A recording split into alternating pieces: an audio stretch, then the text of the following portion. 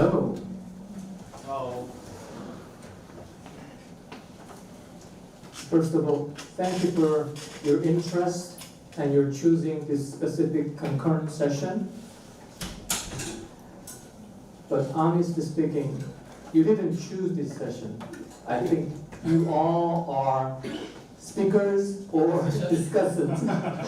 So you should be here, mandatory.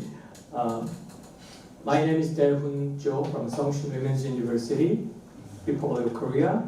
I will be the moderator of this session.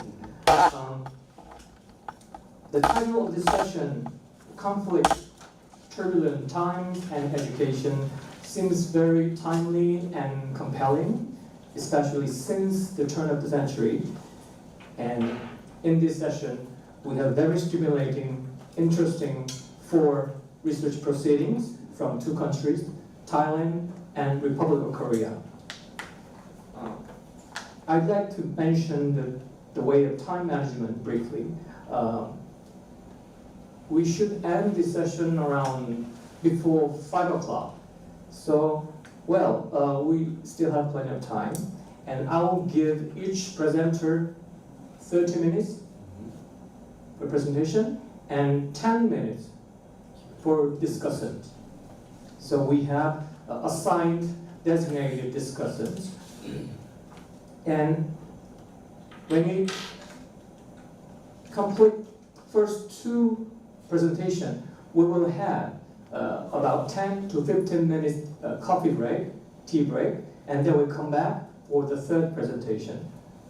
And I suggest we have 2 separate Q&A sessions. So after we complete the first 2 presentations, we will have collective Q&A period for about 10 to 15 minutes. And after coffee break, we will have 3rd and 4th presentation, and then we have the final Q&A session.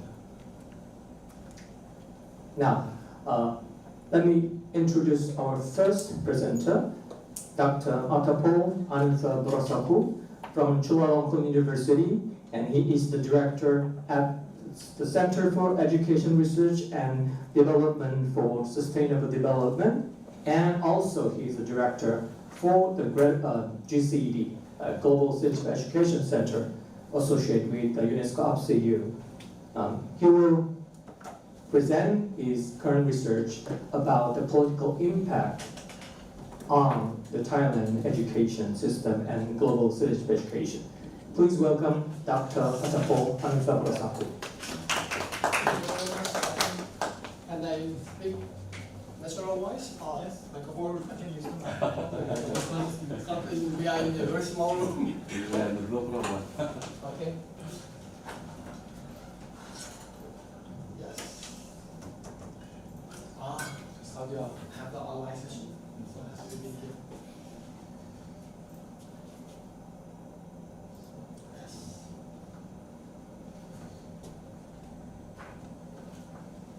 Very nice to see you all today, and we have got 30 minutes, right? I will try to end up by 25 minutes. I think we need to discuss, and I think you all maybe have got many questions to ask about the situation in Thailand that impact to Thai education. I named the topic today is 10 years after the coup d'etat and its impact to social studies class. It's not the research. I didn't finalize the research yet, but it's a pre-research that I prepared to develop the paper next year. And let me introduce about something. Okay, I'm so sorry that I couldn't submit the paper on time. So you can scan and get the PowerPoint file or PowerPoint that I used today via the QR code, please. Okay. Go ahead. Check the photo. Okay, all PowerPoint. Okay. I would like to divide my presentation in 5 parts. The first about the context of Thailand politics, and next on the youth engagement in the civic and political movement, and the second half is on the conflict and political impact on the education system.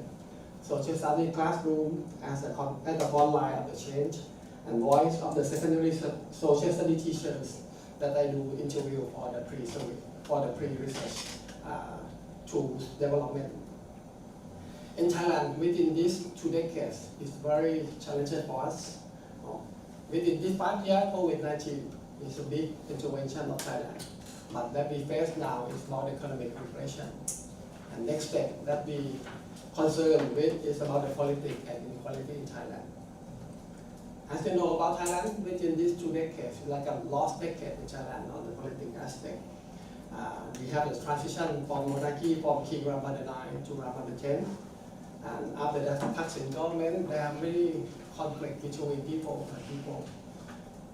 Military coup 2 times. And we have 7 general elections within 20 years.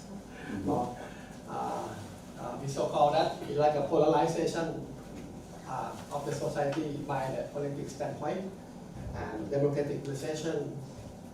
And we have got 8 years during the Janata government. This photo is AI produced, like a meme that talk about the loss of the democracy in Thailand. Actually, it's a democracy development in Bangkok. During these 2 decades, political conflict, time to time, from yellow movement, red movement, and many interest groups that joined like a civic movement in Thailand along the transition of the society. We have got the shutdown in Bangkok many years ago to the anti-Yingluck movement. And that campaign led to the impede of the election and the coup. 10 years ago, after the coup, I think our society is very fragile. The democracy declined, and the government allowed civil servants, police, and army to use the power to control people who would like to fight for their own human rights, their own right for protect their hometown. There are many marginalized groups in Thailand that was impacted from this kind of the power relationship. General election in year 2019, people say that it's like an unfair game. Prime Minister Prayut win the election because he have got the 250 members of the senator selected by his government before. Human rights group and election monitor criticize this election as a biased environment. There are many things that how to call abnormal. we have the election, but we have to waiting for official announcement of the result. We waiting for 6 weeks, so it's not the normal condition in China. And Prayut come back to the DPM. During the COVID-19, it's terrible in Thailand. We failed to cope with this situation. After we released the lockdown policy, we have got a big movement of the political movement in Thailand during July to November in year 2020. And after the second lockdown, also have got the series of the protests from February to April.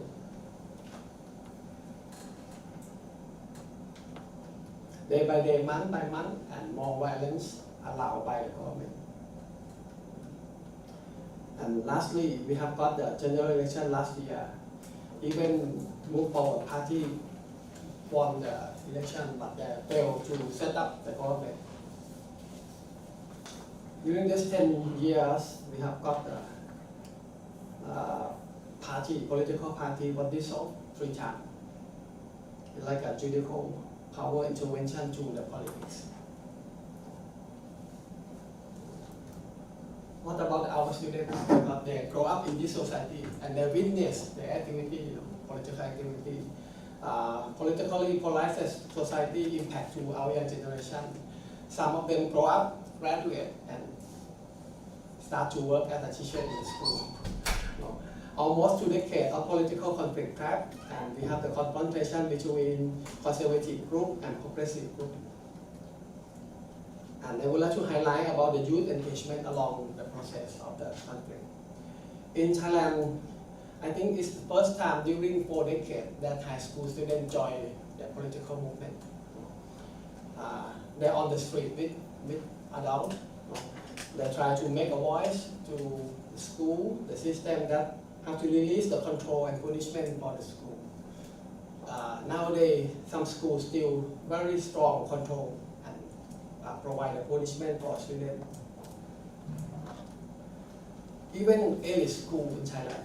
In Thailand, we have got the top 10, top 5 school. It's very famous one, but they are the lead of the youth movement during 10 years to join the protest. And you see it on the photo, right? School try to lock down the school wall, protect them. I would like to translate it to English. Why you are fresh high school student?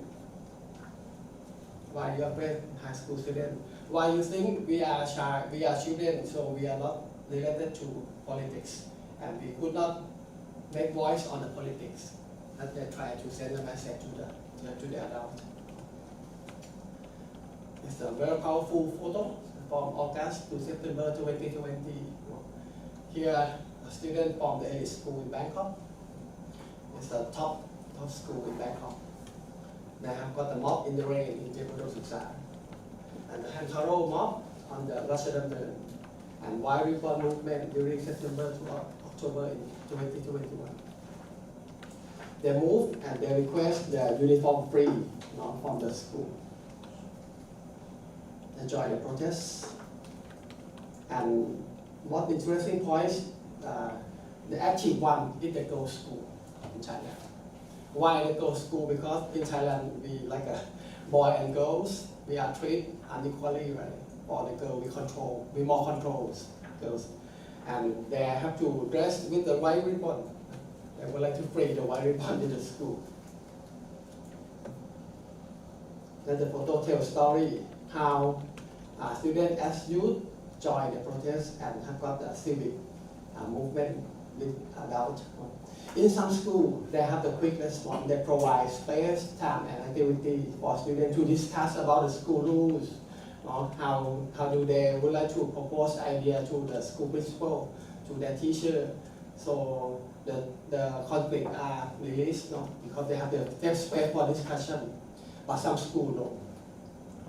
In some academic area like a Bangkok Metropolitan, they provide like a space for school student council to join together and propose the idea to the MOE. And in that time, there are many phenomena that are very interesting. The first one have got one Facebook group. They call themselves Moving Out Somewhere. Moving Out Somewhere.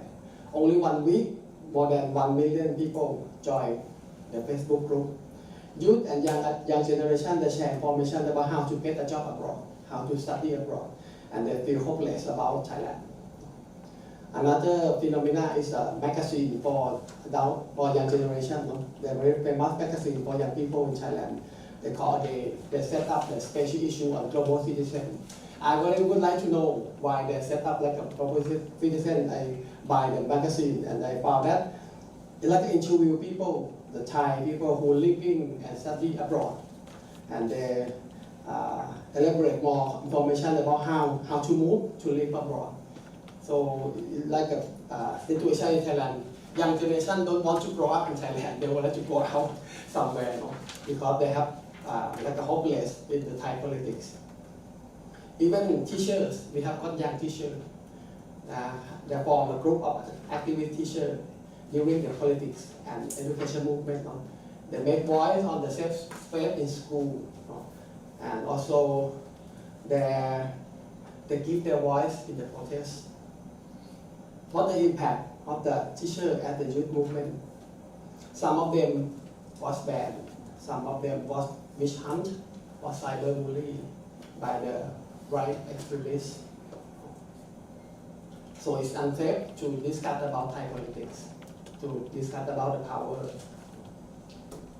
And the next one, I would like to elaborate more about the conflict and politics that impact to education system. After the coup, I think the Prime Minister Prayut tried to initiate something. The first thing he proposed about the 12 values for Thai society. Let me discuss in detail. That he proposed to Thai society to the education 12 values announced by Prime Minister Prayut. First, love the nation, religion, and monarchy. be honest, dedicated, passionate, and contributed to the public. Be grateful for the parents, guardians, and teachers. Study hard always. Maintain good Thai custom and tradition. Be ethical, honest, well-intentioned, and generous. Learn and understand the constitutional monarchy properly. Be disciplined, obey the laws, and pay respect to elderly people. Be conscious, thoughtful, and make good things by following the His Majesty King's statement. Living with the philosophy of sufficient economy. Set the mind and body strong, overcome the desire, and be afraid of sin. At the stake in religion, and be dedicated to the public and the nation benefit rather than one's own benefit. So it's like very right thing, right? No, it's very conservative one. And all schools in Thailand have to show up the 12 set of 12 value in the school. Not only 12 value that announced their proposed to add up 1 hour a week for the new framework on civic education. In Thai we call civic duty, หน้าที่พลเมือง that provide 5 concentration and areas comprised of kindness, love nation, commit to religion, and respect to the monarchy, good citizenship in constitutional monarchy regime, harmony and reconciliation, and self-discipline. So you see the tone of the words in the curriculum and the set of the value is very conservative, right? So it's like a bring back to the old day, the old value in Thailand that they would like to pick up and promote to school education. School have to follow the guideline. They prepare new curriculum framework within 2.5 months. So it's very rapid idea to do things. And what about social study class? We are like a front line of the change, right? During the situation in 10 to 20 years, we use the curriculum framework. Social study in Thailand comprised of 5 standards, 5 strands: religion, moral and ethics, civic duty, and living in the society, economics, history, and geography. So we was impact directly from the top-down policy of the government.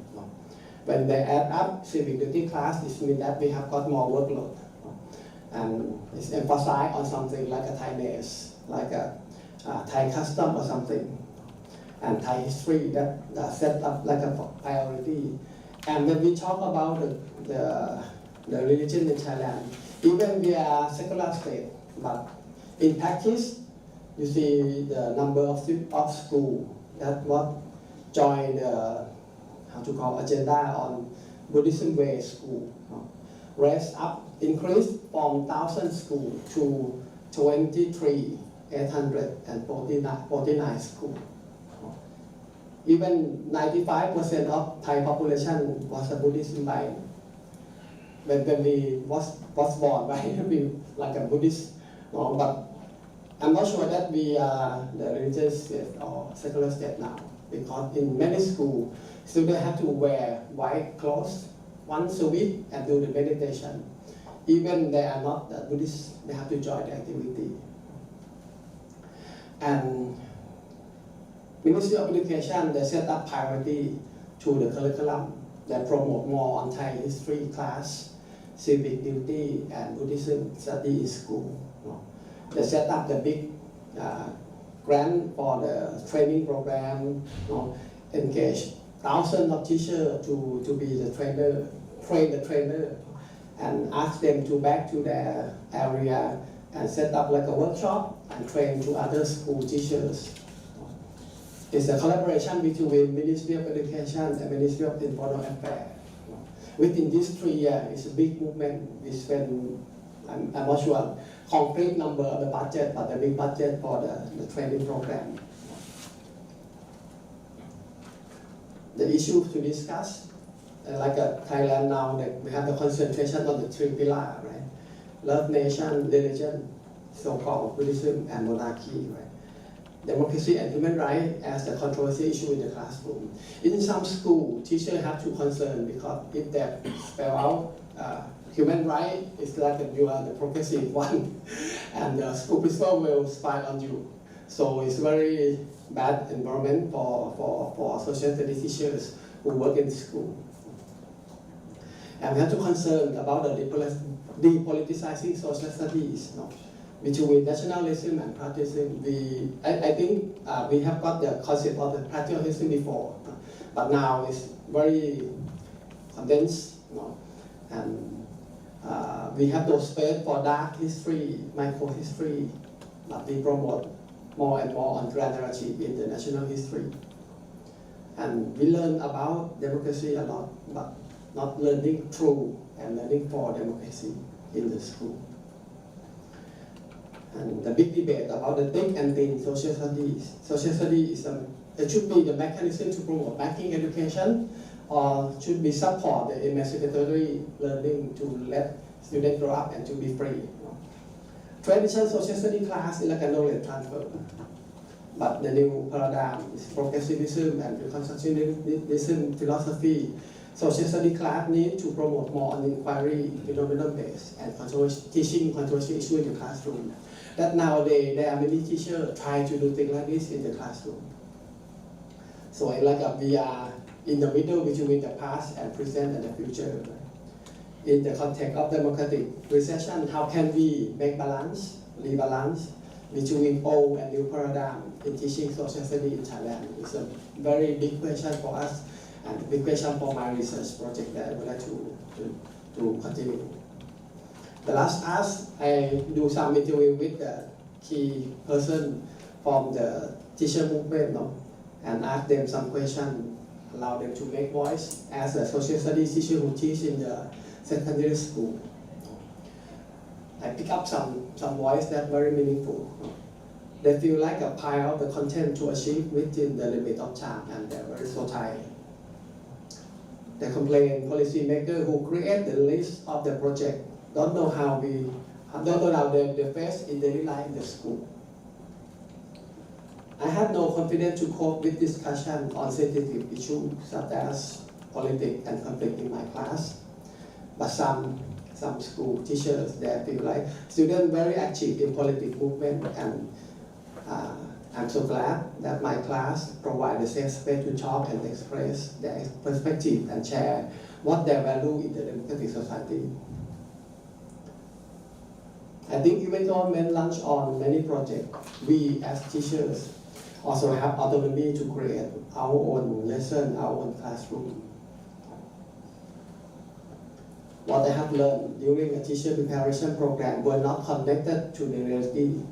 This is the conformation mode, not the education. Okay, this class, they talk about the social issue in Thailand. Students do the mentee and pose a problem. The big word is about the democratic recession. I don't know how to explain and discuss about the real situation in Thai politics with my students. As a social studies teacher, there were many issues that not make sense to me. Even me as a teacher, I feel uncomfortable to discuss and express my political standpoint with my colleagues in the school. School is not safe, not only for students, but for teachers as well. Some of my students don't believe in change anymore. They witness the fair rules and the political trick many times.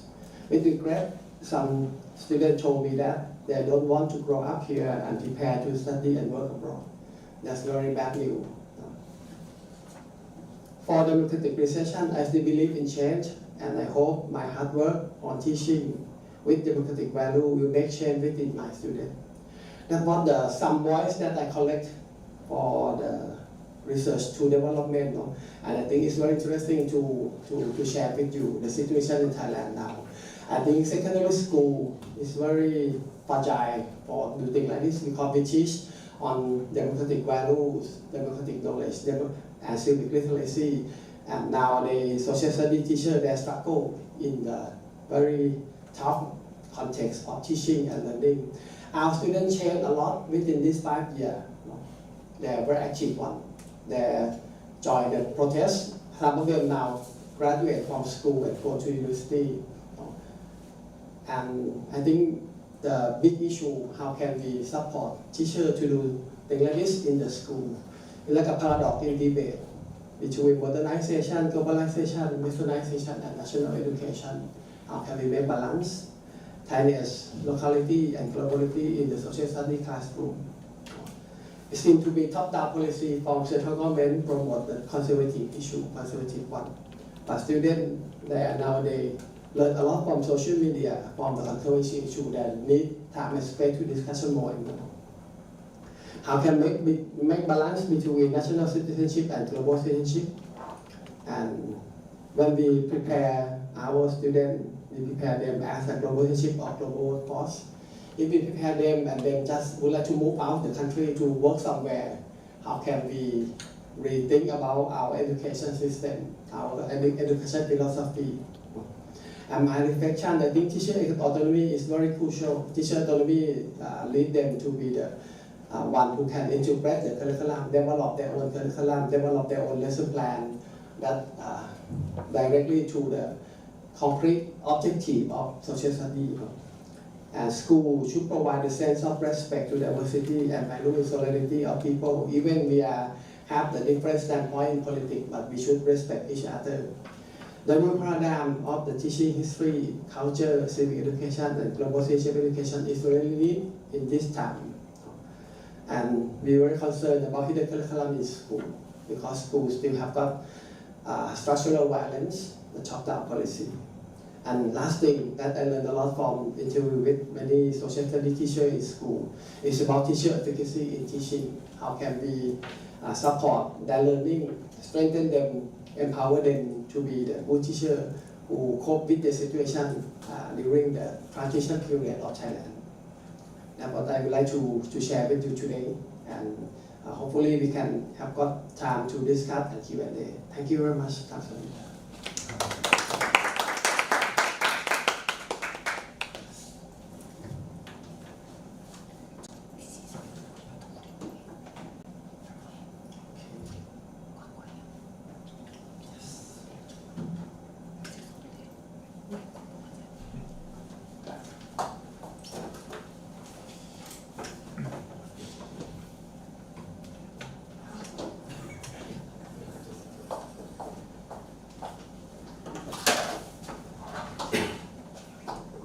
Thank you, Dr.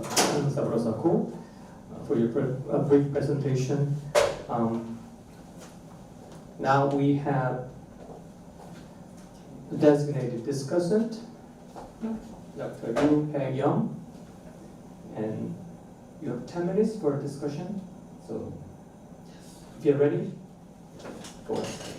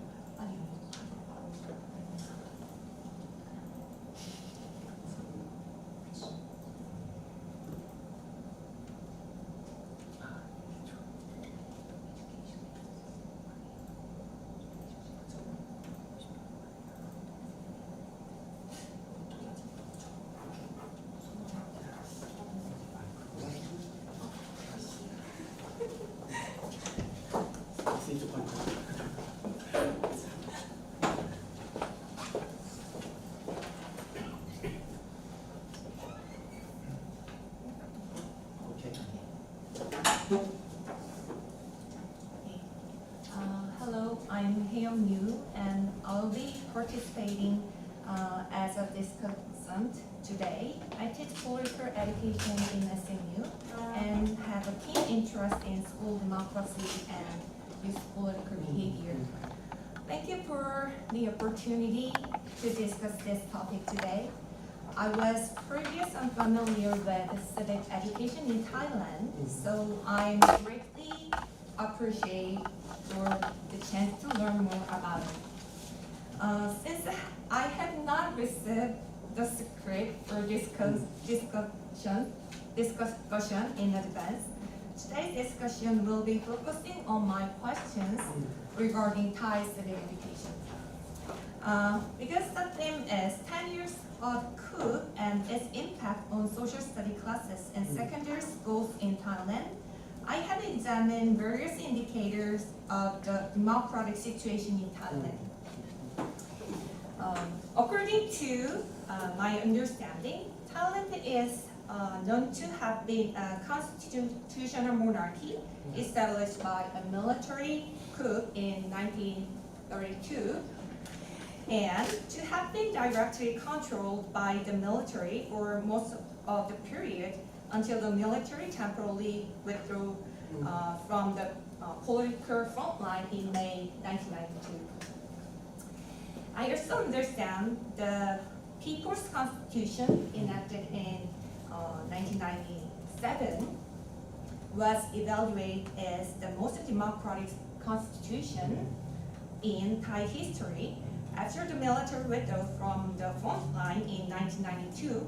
However, in 2006 and 2014, the military seized political power again through military coups, and Thailand is currently known to have a political system with authoritarian characteristics. In fact, according to the indicator from the Economist Democracy Index, Thailand scored 6.35 out of 0 to 10. According to the Freedom House Index, it is a partially free country. Here, I have some questions. How would Thai citizenship evaluate their political system? And what do Thai citizens think about the democratic system? I checked the perception of Thai citizens through the Asian barometer data because understanding the citizens' view on the political system is important in civic education. According to the table,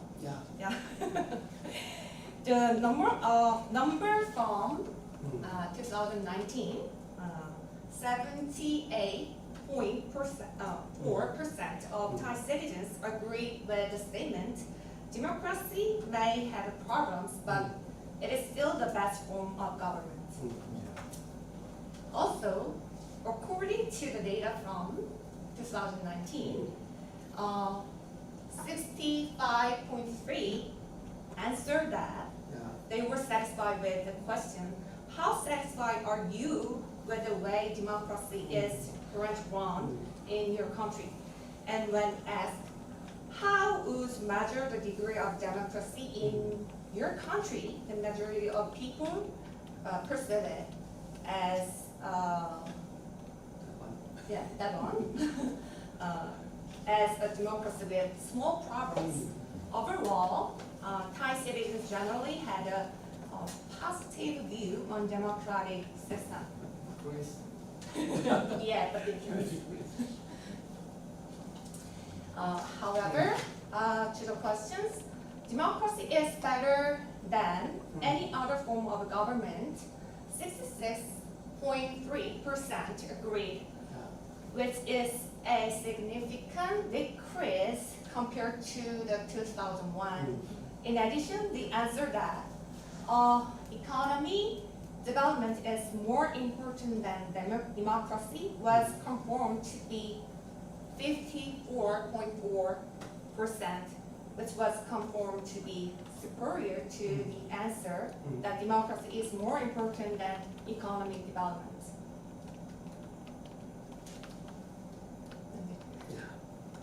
When looking at the perception of the political system, it was found that the political system's problem-solving ability was generally high evaluated, and the citizens were feeling proud of it.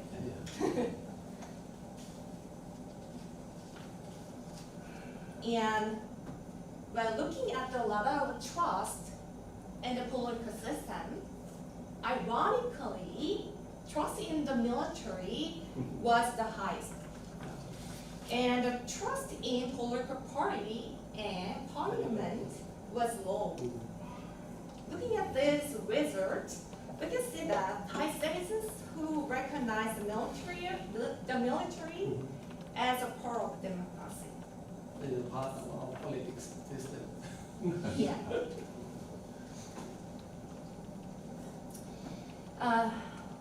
And looking at the question about self-awareness as a democratic citizens, the scores for I had the ability to participate in politics. I find politics too complicated to understand, and people like me have no influence on what the government does. Were relatively low, and people like me, and 73.2% agree with the statement citizens should always support the country, if even if it is not perfect or does something wrong. Looking at this results, it appears that Thai citizens have a low political efficacy and are showing a nationalistic citizenship. In democracy, it can be said that the consciousness of citizens shows the qualitative aspect of democracy. And looking at these results, I think there is a lot of work that Thai civic education needs to do in the future. Now, I would like to go on my question regarding Thai civic education.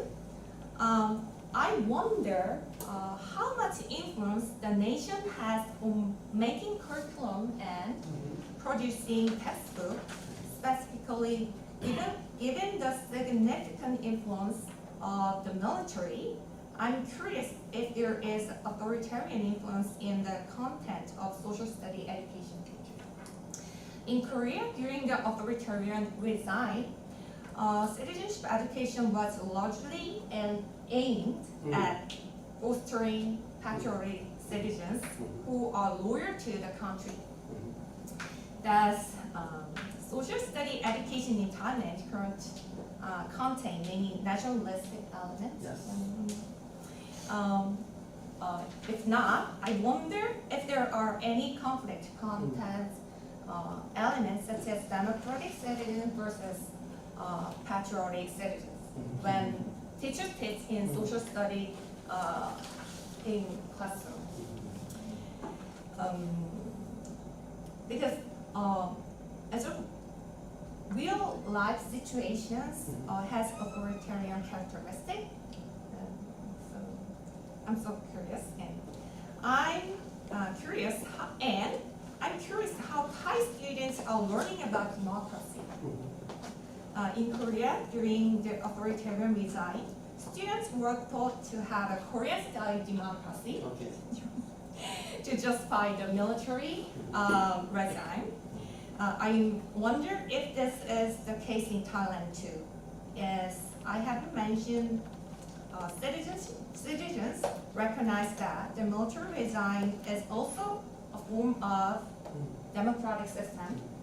Do you think that education has contributed to this perception?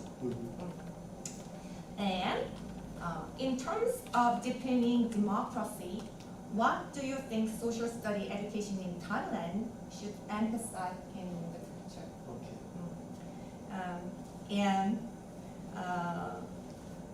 I appreciate the opportunity to learn about Thai politics and civic education.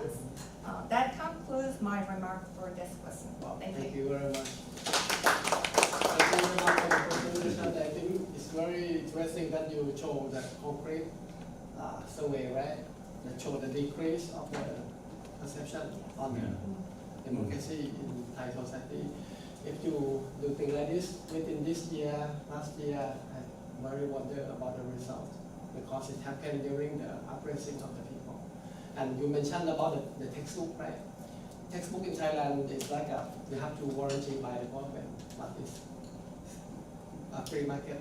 We have at least 4 or 5 publishers to produce the textbook, but they have to approve by the government. It means that they guarantee the content and it brings about the self-censorship of the company.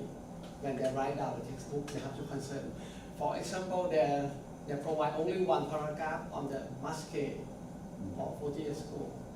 They have only one paragraph, maybe just 5 lines about the masque. And you ask about the military, right? Military and people in Thailand is like a love-hate relationship. In my generation, we grew up and we the student in the university during the time of the conflict, right? So we have aware the role of the military to return to the politics. But during this 20 years, I think it's very strong relationship between military and politics. There are many politicians from the military. Even the Prime Minister from military, right? And they take the seat in the senator before. So when 250 senator, I think more than 80% they from the military. So they have the strong role in the Thai politics. And we quite familiar with their roles. And they come as a volunteer when we have done like a disaster or something. So we have the good perception about the military. 10 years ago when we have the first coup, I'm very shocked because many people go to the coup and put down the rose in the gun of the soldier. Make me shocked because I was born in the time that we very concerned about we should have the boundary between military and people, right? But when we have the coup, they go to support the soldier. And I think it's like a discourse to devalue the political party. I think the politics is not too bad, no. It's not the white and dark and black, no. It's like gray zone. We have to strengthen the check and balance of the people to the politics, more than diffuse the role of politicians and support military. That we learned a lot about the 2 decades of the coup. And one more question about the Thai civic education, right? It's very hard time to work. I have the network. We call ourselves Thai civic education. More than 20 university professors together from university, and we work on the civic education before the coup last time. After the coup, it's very hard for us to work, to apply for sponsorship to do things like a teacher training. Even me, I was banned by Ministry of Education. I'm in the blacklist of Ministry of Education. I was banned from the committee, any committee. And when they spy on you, you are on the blacklist. You are not allowed even to be the trainer for the training workshop for the school teacher. It's quite bad situation in Thailand now. And I think for young generation nowadays, they are very concerned about the role of military. And last time when we have got the senator election, the number of the member of the senators for military is decreased significantly. And many space to work, right? To me, I transfer myself to work on more global citizenship because the word that I use in global citizenship is more friendly to them. I didn't use the human right directly. I used the living in diversity. I have to integrate the new discourse to work with school. And when we provide the context of the global community movement, it's easier to them to comprehend the situation in China. About the validation. Thank you very much.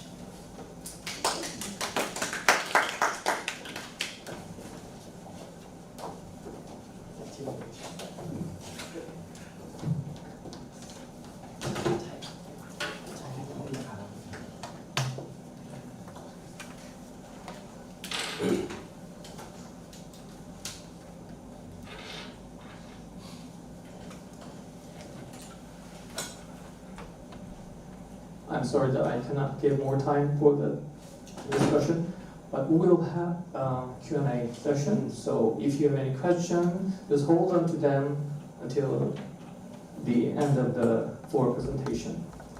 I'd like to introduce our second speaker.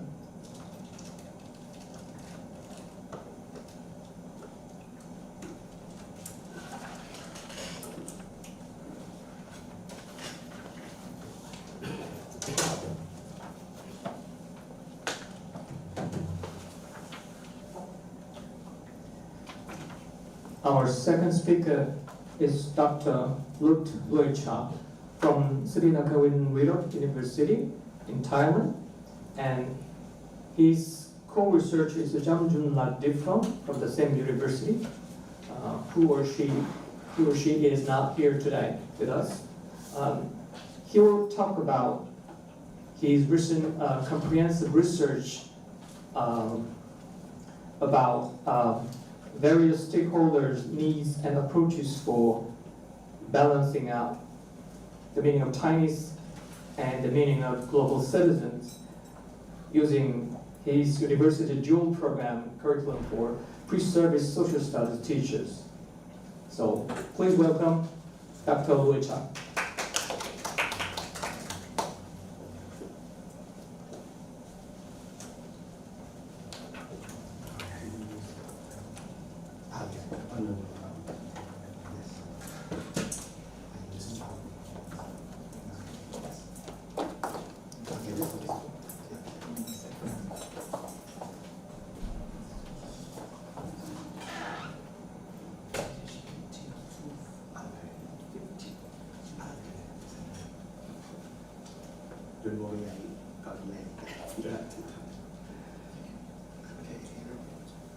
Okay, good afternoon, everyone. I'm Lut Loicha from Thailand, and such an honor to present my research to you here. Actually, I'm so excited because I'm present after my previous professor, Dr. Atapong, so a little bit excited. Okay. I do this research, I created research from the team of Seoul University, and this research is a part of my work because right now we create the dual program curriculums for social studies piece with teachers, and we re-engineering the curriculum, and we use the research to support the curriculum. So. Here we go. Okay. An introduction. Right now, if you want to create curriculums by the rule of our governments, I mean the Ministry of Education and also Ministry of Higher Education, all of the curriculum in Thailand in the higher education have to use the approach we call is OBE, outcome-based education, to generate the outcomes, to guarantee that all other students who graduate from university had the skill and ability from stakeholder. So before you start curriculums, doing new or re-engineering curriculums, you have to use this approach by the law of the government. Okay, so my programs, dual program in Seoul also use this term too. So I use OBE to define the learning outcome development modules and course, and specific for the request of knowledge, skill, ethic, and desirable attribute for our student. So this is the reason that we created research. And objectives to the research, the first one is to survey the stakeholder need and approach for creating the learning outcome.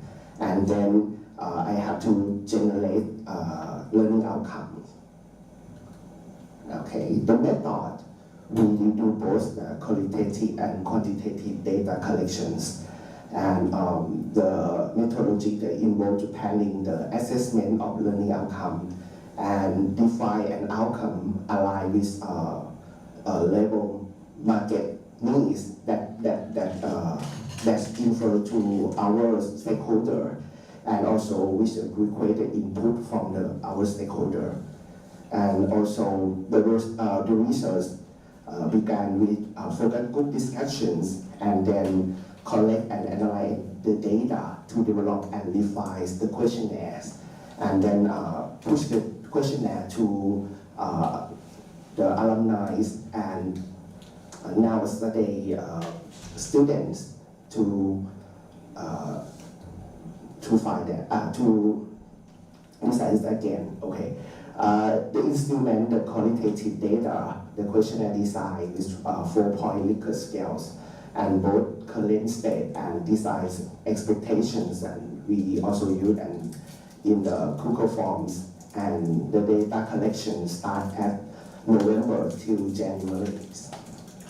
Okay, you can scan it, but it's all in Thai, so you cannot read it.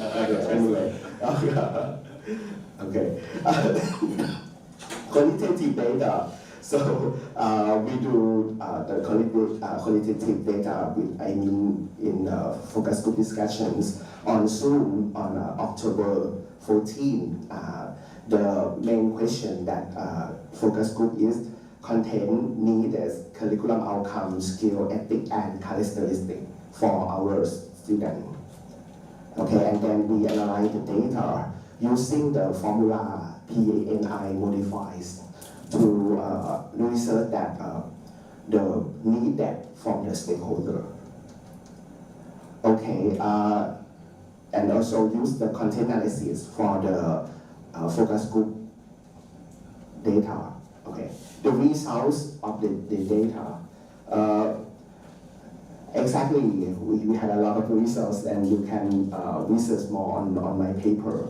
But the main result that our program, dual program, is very different for the single majors programs, because if you do the single major program in 4 years and in all over the curriculum, they have to got 56 credits in social study. But in dual program, you also need just only 40 credit. Yeah. So we create the dual program in the curriculums that social study combined with Thai language and English language. So they're all expertise who be focus group is really agree with this. And learning outcomes, overall recommendations that ensure the curriculum previously deep and practical understanding of Thai history and global geography. Or the expertise want to create it, my faculty to create it and focus on these two topics, Thai history and global geography, and also address some ethical and moral values, and also practical and relevant elective course about the practicing technicians, capabilities for social studies teachers in an elective course. Okay, and this is the learning outcome for dual degree students. Design and implement age-appropriate learnings. That is the most needed for all expertise, because the main thing that they apply that subject contents and pedagogical strategy should be integrated together to foster the lifelong learning for our students, and also have to enhance emotional and social skills. And final is collaborative with educational and community stakeholder. Stakeholder collectively gather their opinions and propose the guideline for deciding learning outcomes. They just want that the dual program student have to adapt the researchings and evaluate social science informations. Because when you become the social study in Thailand, it's just not only the civic or the history or the geography, but you have to know a lot of social science knowledge at the background, and then emphasizing applying social study content to the real life situations, because the difference between dual and single major for you understand, for Thai teacher understanding, single major have to taught in secondary levels, but dual program we taught in primary and also the middle school. So the expertise had to be one dual program student to be like a broader knowledge about social science. The scope of content in social studies in very multiple levels. The student in a dual program who teach from elementary to high school must have the comprehensive knowledge covering the level from family, community, and society to the nation and the world. So it's reflect on the Thainess and the globals at the same time. Okay. The focusing areas, knowledge, skill, ethic, and characteristic. They also want to promote both the Thainess and global perspective. The knowledge that I know that content of social studies should be selected to map the age group and the core curriculums in requirement. Yeah. And it's supposed to be integrating content. In specific skill, of course, it's very important. Equipment social studies, the expertise want the skill. I mean the same skill from the social science skill. Is the core is inquiry and ability to conduct the historical inquiry. Also utilize the geographical tools and technology, and make an information discuss. And make information discussion based on the data, evidence, and social science knowledge. Okay, and the ethic, yeah, they think we should focus on the moralities and consistent with Thai cultures, and also the Buddhist principles, yeah, and also conflict resolutions through the peaceful method. Using the Buddhist practice as the way to create the peaceful method, because in primary school, you know, in the countryside of Thailand, this is very close about the school and the temple. So the Buddhist principle is very important for them. And then characteristic, of course, being the Thai citizens and strong cultural fundamentals, okay, which is, in my opinion, is very cliche, but yeah, it's work all the time. Okay, back to the part that I really hate, the qualitative research, using the PNI, that PNI modifies. Actually, we create that, and I mean, we generate the outcome and use the PNI to arrange the number, yeah. Okay, and the first for outcome that's very important for dual majors in the first year is number 3. Okay, it's very, and then the outcome we have it in the years. I mean, in the first year, second year, and third year, we also analyze with the PNI modifier. And of course, this is skill, knowledge, ethic, and characteristic that we have to grant during the periods that the student study in our program. Okay, and to the objective number 2 is to generate the learning outcome. The importance, the very important POs when we combine like the results from the focus group discussions and questionnaire, we generate the outcome we call PLOs, is program learning outcomes. Our dual program students have to conduct inquiry and apply social science content to analyze the events, situations, and issues in society, family, community, local area, the country, and the world. Okay, and we use the P&I modifiers to create an our module and cost, and you can see this is all cost during the what can I say, the years. Yeah, the first year we also have 2 modules to reflect the YLOs in the years.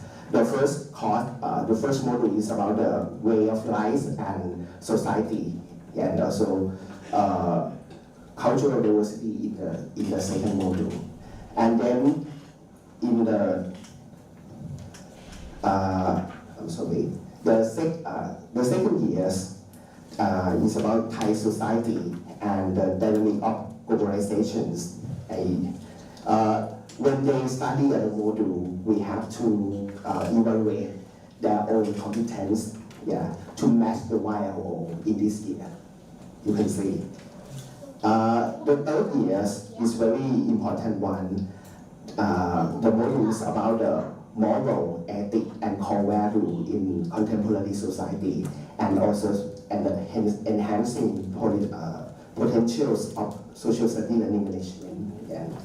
And the final years, they're going to go to school to practice in the first semester, and the second semester they choose according of interest, the elective course module. And for this class, we generate all of the learning outcome based on the stakeholder need to guarantee that our students can be teachers when they graduated. But the more important than to the generation of learning outcome is collaborate with the stakeholder, and we also have to work together with the expertise who will be the teachers and also our alumni to develop our programs. Okay. So the future research challenge, we have to evaluate all of YLO and PLO. And maybe we have to invite the expert to come to be the, what can I say, the path of evaluations YLO, and create the way to evaluate the task of our students. Is not just like evaluate the knowledge, but evaluate ability to be a teacher. So it's very important to bring the expert, which is alumni and teacher in the school, to join the program together. Okay. Yeah. Thank you.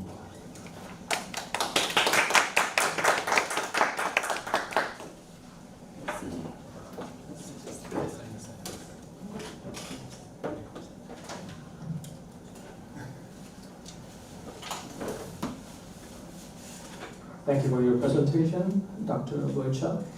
And now we have a discussion. And the second discussion is Professor Chaegun Kim from Daegu National University of Education. Please be seated. I have a PowerPoint slide prepared.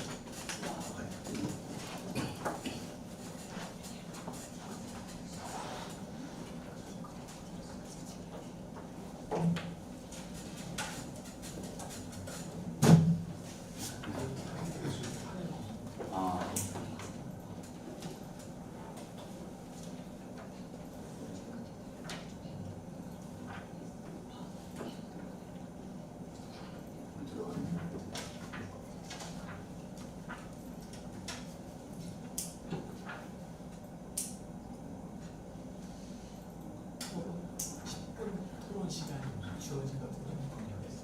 15분 커피 브레이크 한 다음에 세 번째 발표 시간 들어가죠.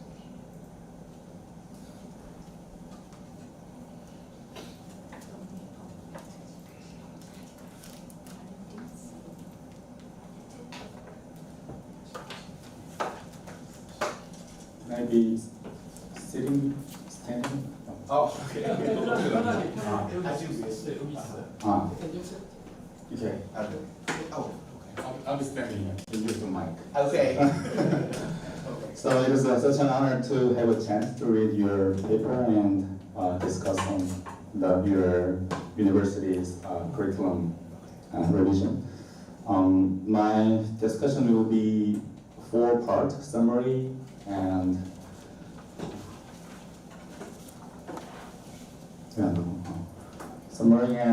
some noticeable findings and following questions, and some critiques and recommendations. So your study began with the emphasis on the outcome-based, you called it OBE, outcome-based education in Thailand, and it inquires into the stakeholders' needs to define the outcome, the learning outcome, and to design the learning outcome for the curriculum for the social studies teachers. And in doing that, I think that the key consideration here was the balance, the coexistence between the Chinese, like national identity, and the global perspective on the other hand. You employed the mixed methods as methodologies. So it was, to be honest, it was very impressive because it was very well designed in terms of the research design, and very well organized in terms of the policy practicing. So under a very practical as well as a theoretical purpose, it builds up a social studies teacher program, dual program. I found the following two as a very noticeable approach.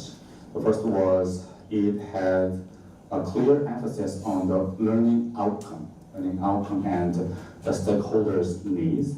And the other one was the emphasis on the coexistence of the Chinese and global perspective. At least for me, it was very impressive. So the noticeable findings for me and subsequent questions are as follows. From the quantitative data, the paper says that it's a very, very small question.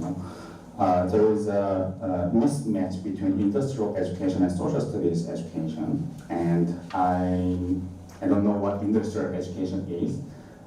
So if you have a chance to explain it, please let me know. And why is that? Why they think the focus group thought it is mismatched?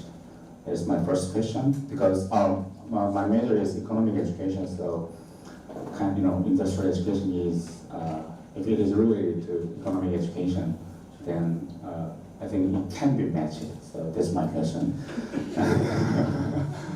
I hope. And actually, okay. Can I answer now? For just only these questions. Okay. In Thailand, what can I say? Industry education is like I don't want to use that term, but it's true.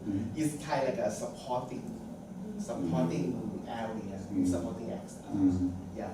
But social studies is kind of the main. Yeah. So in the previous curriculum, so we combine with the main and the supporting. Yeah, to guarantee that all the students can find a good career in the economy. So. Okay. Yeah, then I'm fine with that. So let me go on. From the quantitative data, it says the most critical needs. The higher the P9 number means the higher need, right? So it says impact of historical political events, and the second was history and geography, and third was ethics. And let me proceed. And from the other quantitative data, also from the PNI analysis, the impact of past political and governance events and historical methods matters to from the questionnaire survey analysis. So I wonder why is that? It seems much focus is on the history and geography. You mentioned that the other social science subject is also important in Thailand social studies, but I think history seems to be the main focus, and I wonder why is that, and what kind of history you mean? Like, is that about Dr. Atapol mentioned, the political events or the old history of Thailand? So that was we need to have some context to understand better what this survey analysis result. And okay, the others is the critics. I would say some thoughts, some opinions, rather than critiques on the paper. We also use this outcome-based education. I think we have a similar approach to the national, curriculum or like teacher education program. But you have this explicit approach to outcome-based education. But I think if we focus too much on this outcome, it can be very prescriptive. Like, we have predetermined achievement standards, and then we have to follow that. So maybe they can limit the flexibility of the curriculum and the pre-service or in-service teachers agency. So, and you can also be focused on meeting the performance metrics rather than, we can promote our in-service or pre-service teachers to explore broader, more holistic approaches to teaching. So, this is my opinion. Outcome matters, but learning outcome needs to be the outgrowth of the educational process. And my second thought is maybe the stakeholders, they can be wrong. They are not always right, because they can have competing interests which can be contradictory to each other, and they can have short-term demands rather than long-term perspectives on education. They can have outdated or wrong perspectives on education. So sometimes I also think stakeholders' need matters, but sometimes teacher education institutions need to take a leading role rather than just follow the opinions from the field. My last thoughts is I'm really ignorant about this issue, but the balancing between Thainess and global perspective. Superficially, I thought this can be a contradictory request. Can this be, achieved simultaneously? Can this be taught simultaneously in the college classroom? So that was my last thought and kind of question. So my final thoughts and recommendations for you is, first one is we or you can allow more flexibility within outcome-based education. For example, you can encourage teachers or the pre-service teachers to move beyond the predefined outcomes or whatever you call achievement standard or etc. And second, the curriculum shouldn't be driven solely by the current needs, and the institution can move forward thinking approach. They can use more forward-thinking approach. Lastly, the conflict between national identity and global citizenship. I don't have an answer for that, but I think teachers can be encouraged to navigate, the tensions more thoughtfully and more critically in the classroom. So thank you for the inspiring paper, and that was my discussion. Thank you. Thank you for very kindness and perfect reflections. So I will answer just only the question that I can. Okay, sorry. But maybe I will send it later to you. Okay. I quite agree with you on this about the holistic approach because I mean your discussion just speak my mind sometimes because 70% of this research is I do it just because it's in one of the process to access the curriculum, with behind what can I say, the mystery of education, the mystery of higher education. So we focus on Thai history and geography, world geography, just because when my students go to teach in school, the two part is very hard to handle, just because we study Thai history. Like Ajahn Pol said, students nowadays in high school, they don't interested in the Thai history because a lot of things on their mind. But actually, it not just happen on just only the Thai history, but many subjects. Because they pay attention to their business like all the time in online. But Thai history is very hard to teach, but the stakeholder, the teachers and the principals still need to talk about Thai history because the problem in political in Thailand, some of my teachers and principals think the cause of the problem happen because they don't understand the real Thai history. Is their perspective. So they force us to taught the real Thai history. To be yes, that's the reason. Okay, and the reason that I forgot on the world history, world geography, because right now my students face of this problem so much because they don't used to visit Korea or Africa or the Thai curriculum is very broad. We study a lot of geography that we never ever visit before, never know before. Like what can I say? The mountain in US or South Africa. So my student defected it, so I have to wait. Okay, and I totally agree with you about the holistic approach, and I think your suggestion is very touching with my heart because so that's the reason why that I try to suggestion this research that maybe we can change the YLO's adaptation, and develop this year, and maybe we just start to evaluate the first YLO, and then for the second, we will be research more and develop it. And I also wish the YLO at the college. So to invite them, my students to have some experience to teach in the real classroom is going to be great. Yes. Okay. Thank you.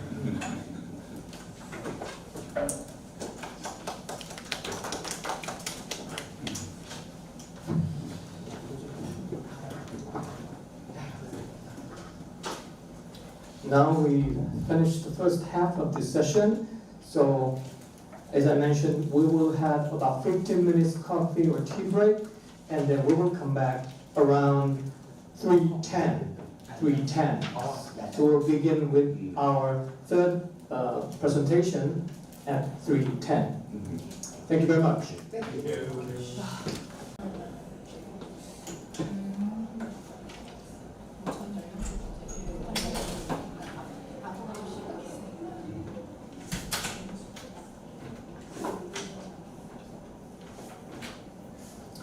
Welcome back.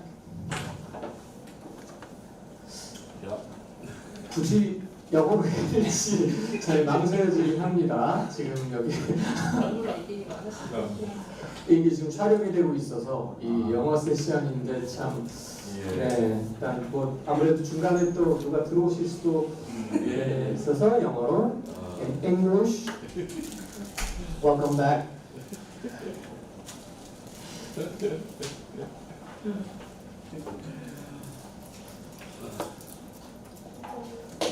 I hope you refresh your body a little bit. Now we begin our second half of this session. Let me introduce our third presenter, Professor Seungyeon Lee from Hanshin University, and her co-researcher is Professor Chung Young-sun from Sangchun Women's University. Professor Lee will share with us about her discourse analysis study of Japanese animation for teaching family issues. Please welcome Professor Lee Seung-yeon.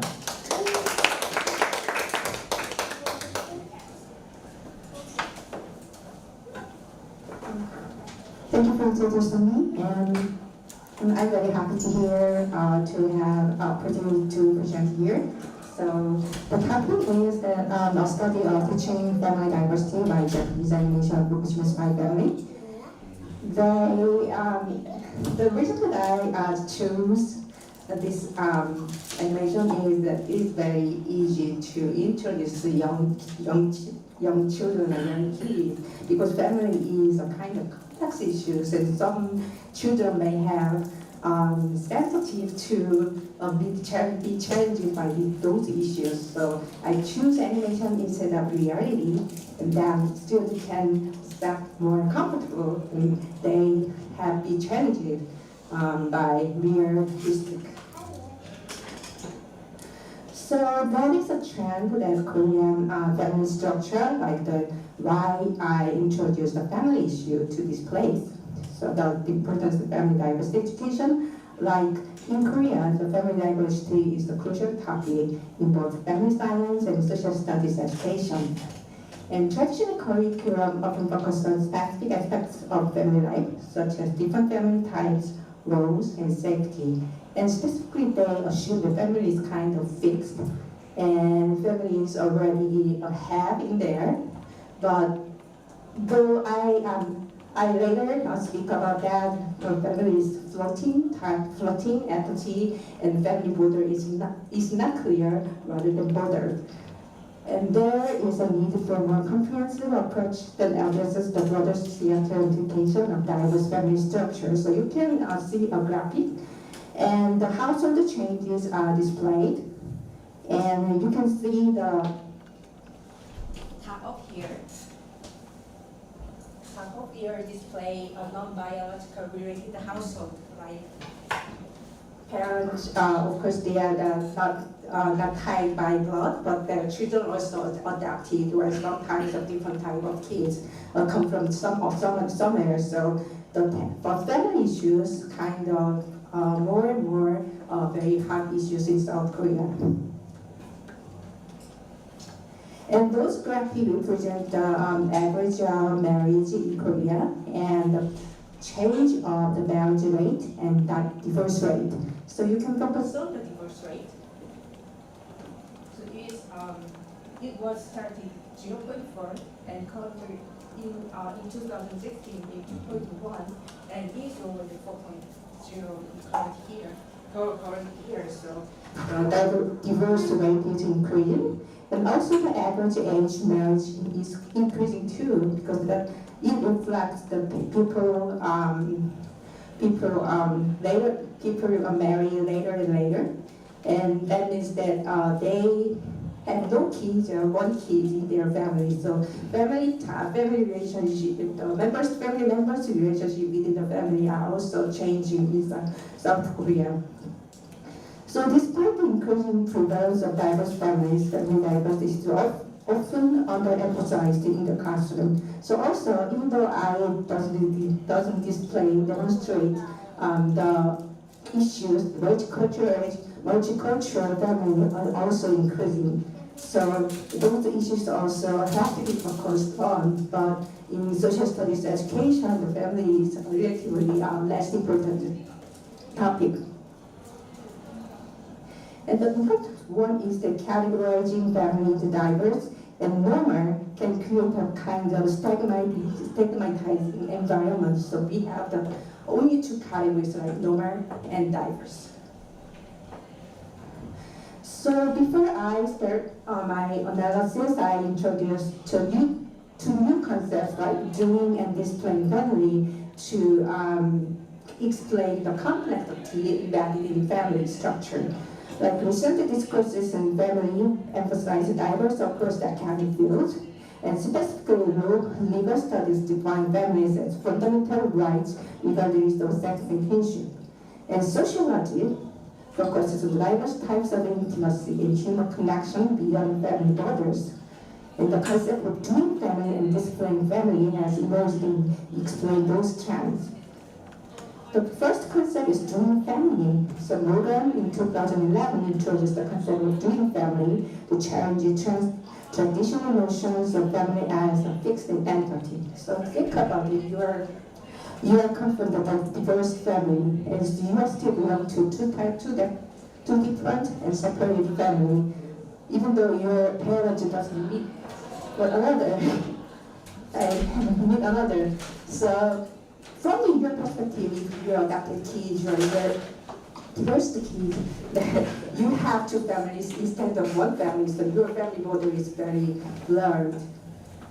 And families are constantly changing, evolving, influenced by various factors. So like, you may, if you are, you have couples in your family members, then you have experienced negotiating your roles in family. Like, you clean house, and your spouse would be the cleaning waste or cooking. So those types of negotiation also are the duty that you have to talk with your spouse and your couple.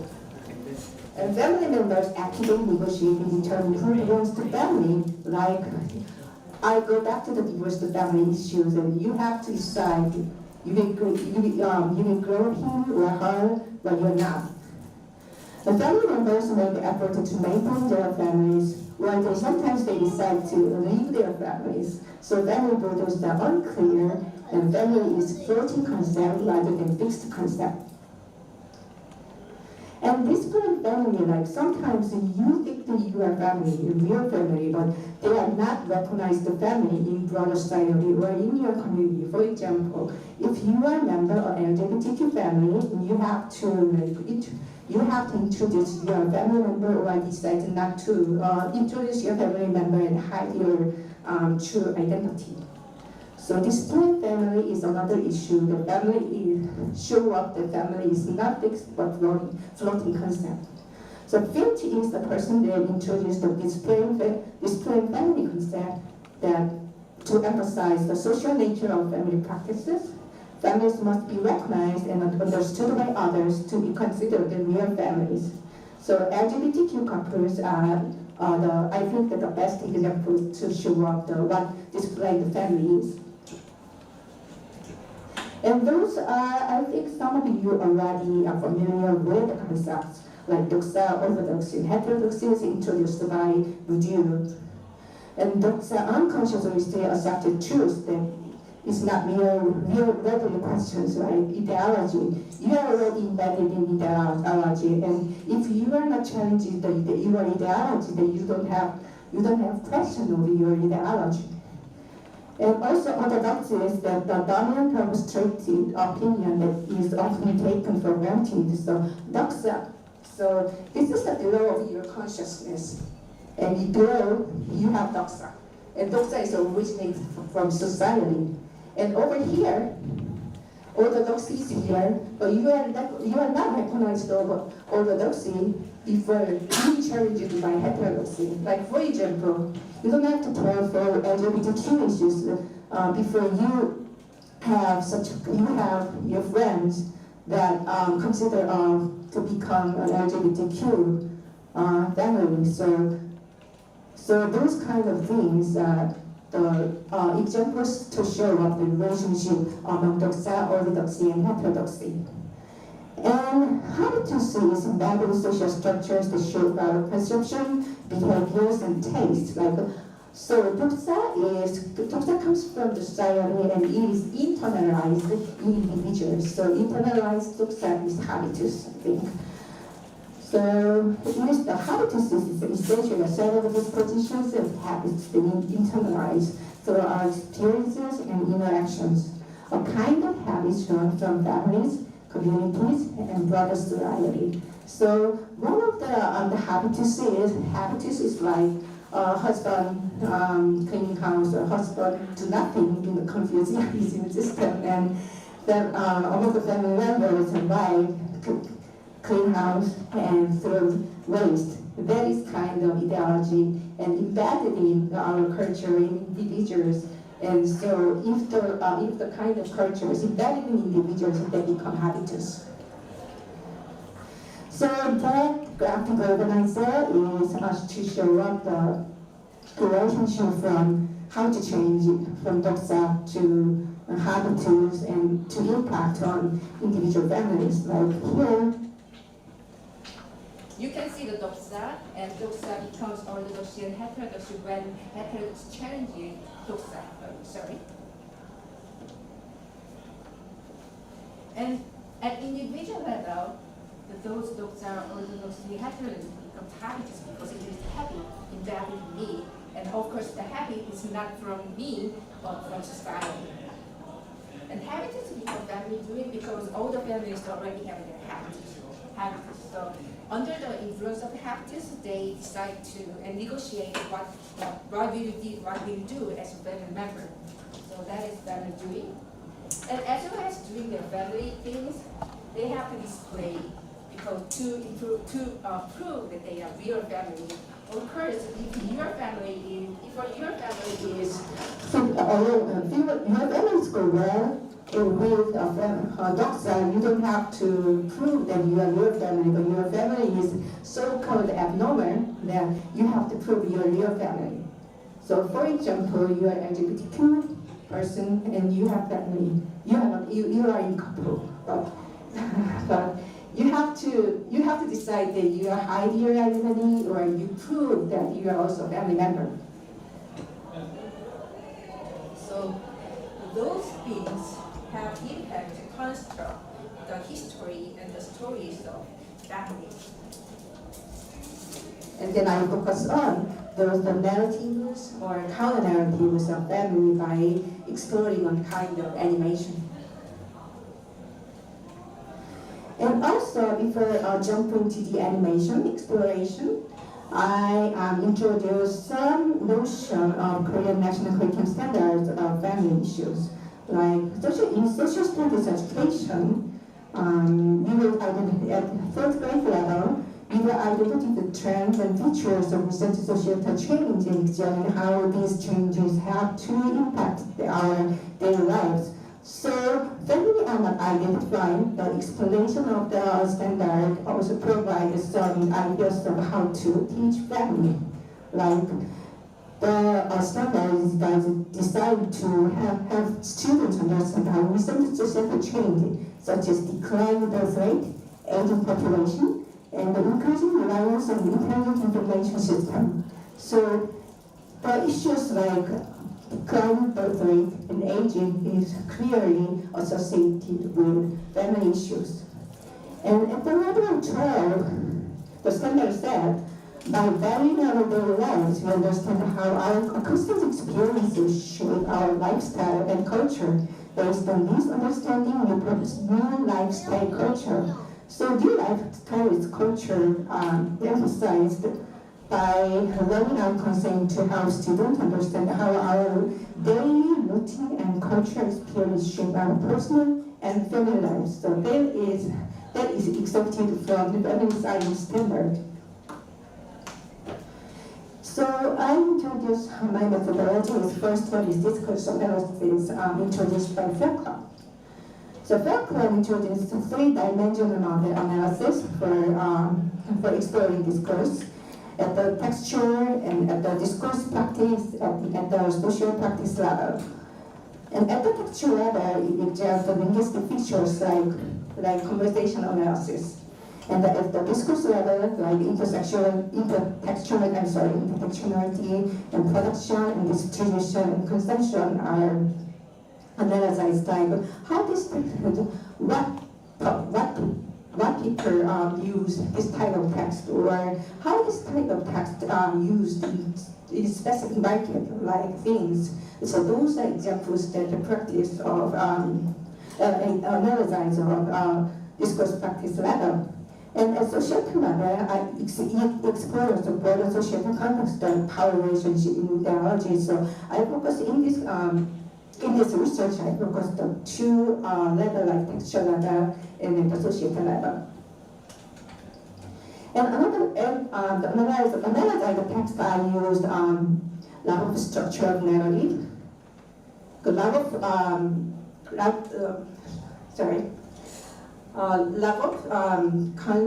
things that a narrative can be divided into 6 items, like from abstract orientation, completing action, resolution, evolution, is coda. It looks like from start to end, it looks like narrative constructed like from start to end, and to solve some kind of conflict issues, and finally they come to approach to conclusion. So this coda, evaluation coda kind of conclusion, and resolution and completing actions, like you said, they are the conflict in narrative.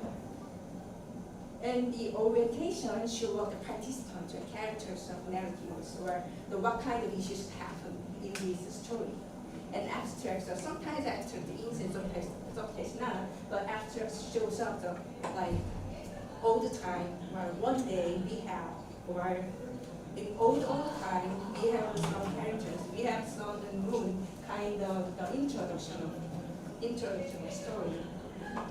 So those two are sometimes omitted, sorry.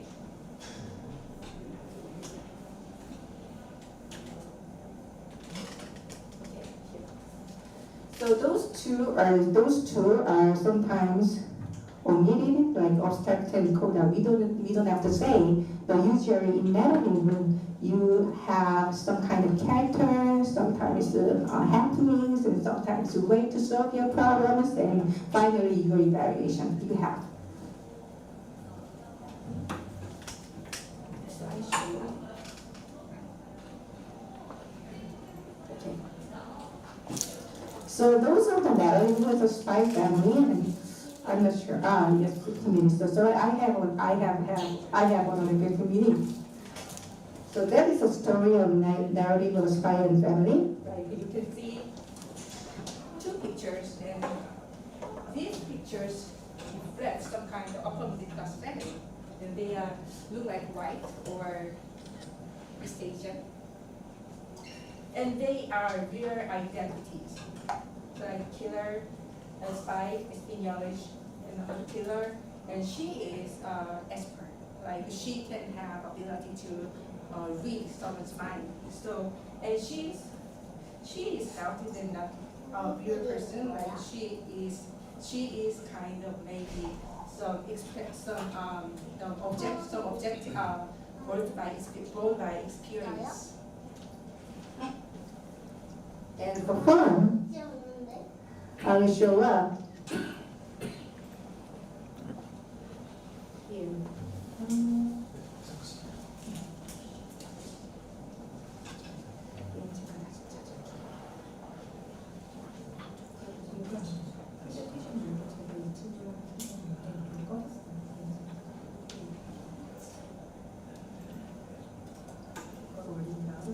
Sorry for technical issue.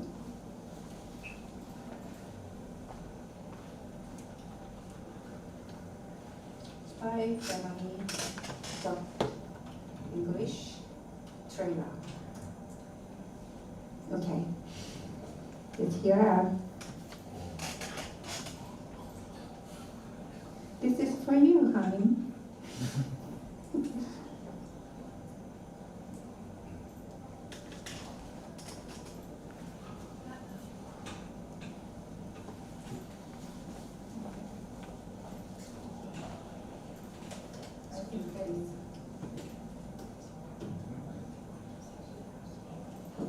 Thank you.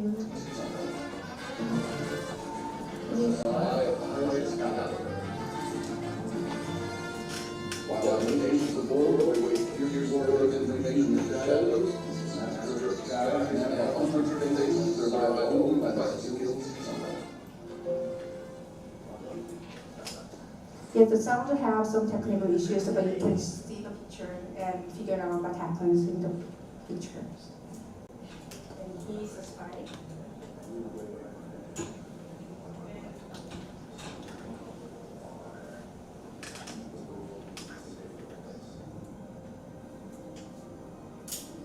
So their mission is to adapt kid. His mission is to adapt a kid and let the kid enter a kind of elite school, because the owner of the elite school is kind of their target, his target. So in order to cover their mission, so he adapt kid and send him the kid in the academy.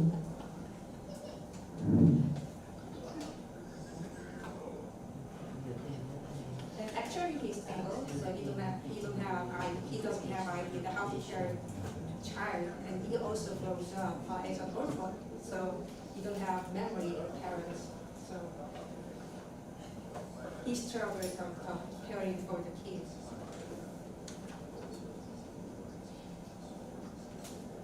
How about the viewer rate? Is it PG-13 or? PG-13. So because the first few minutes is very violent.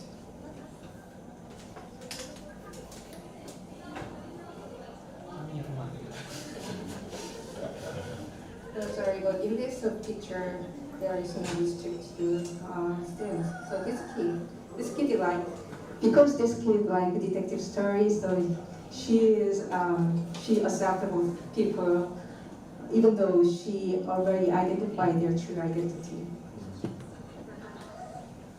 Yeah.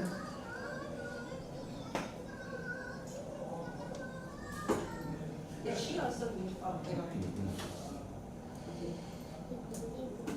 She needs us family because she wants to cover her real identity. And in this country, so woman who has no husband or no spouse are often doubted as espionage. So she decided to have family, and the person, the male also need family, and she reinforced the idea that she make a connection between the two persons. They create a super family.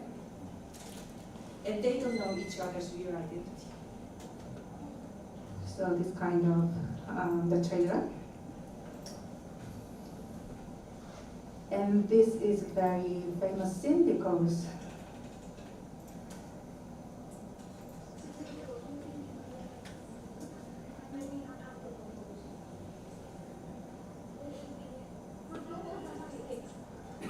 so the pin down of the bomb and used as a wedding ring. And this issue of their true identity will also cover their true identity too. Did you feel in love? Yes, finally. Oh, Yeah, finally they fell in love. It's a spoiler, but I don't expect you to look at this series. So, okay, can I share again? Can I share again? Oh, sorry, not my.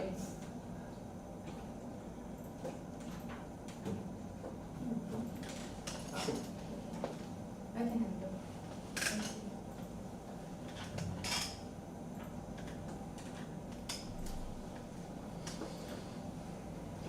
Yeah, so even they don't have true identity, if they fall in love with each other, then they move to their family construction, move to this one. So currently in this series, in this TV show, and these theories and these family theories are conflict with each other. So that is part of my discourse analysis. Like this is scene, this is a scene that I'm preparing. This kid, send this kid to elite school.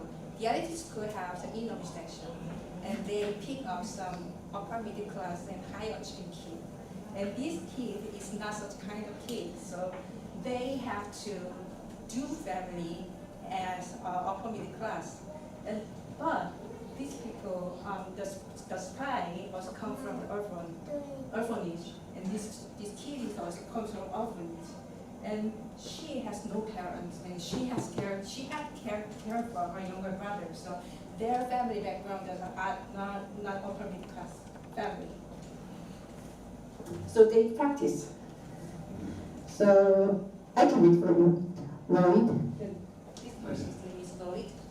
Lloyd, in Eden Academy, the elite school, and one of the best in the country. Now, question one, tell me your name and address.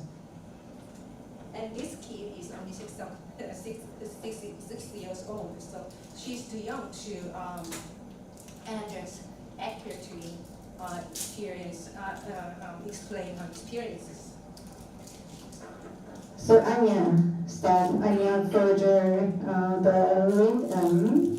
And Lloyd said, looking at Anya, what do you do for the weekend? And Anya said, Father orders me to stay home, so I watch TV all alone by myself. This is not a culture of upper middle class. Lloyd said to you, the woman, what practical skills have you told Anya that be perfect for Eden Academy? And you will say, in hesitating, oh, practical?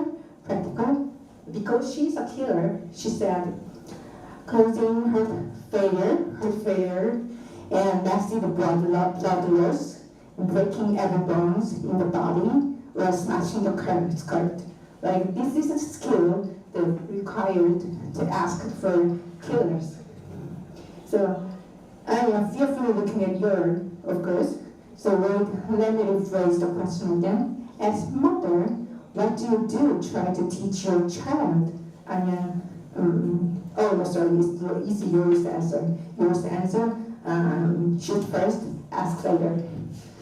So, if she first, and she can have more percentage of the winning that her means. So her background is killer's background, and she grows up a family without parents. So the skills that she knows is a killer's skill. And so the Lloyd decided to show up upper middle class family culture. So they go to opera every weekend. And then she can explain her experience in the keynote section, but she is sleeping because it is not her culture. And that is often happened like a lower class family, because in school, upper middle class family culture is like valid, and teachers sometimes ask students to do what their family do in like weekend. And lower class families, kids from lower class families have little things to show up what she or he is doing. And that is another example. Like this picture of the younger brother of this woman, and he upset because she doesn't tell about her situation, and then suddenly have marriage with person that he doesn't know. So he got upset and go to this person, and they suddenly prepare like harmonized family, and they decide to display their family things. So they are smiling, and he's also smiling. He's also smiling, but this kid also has a real identity, like he's a secret police. Okay, thank you.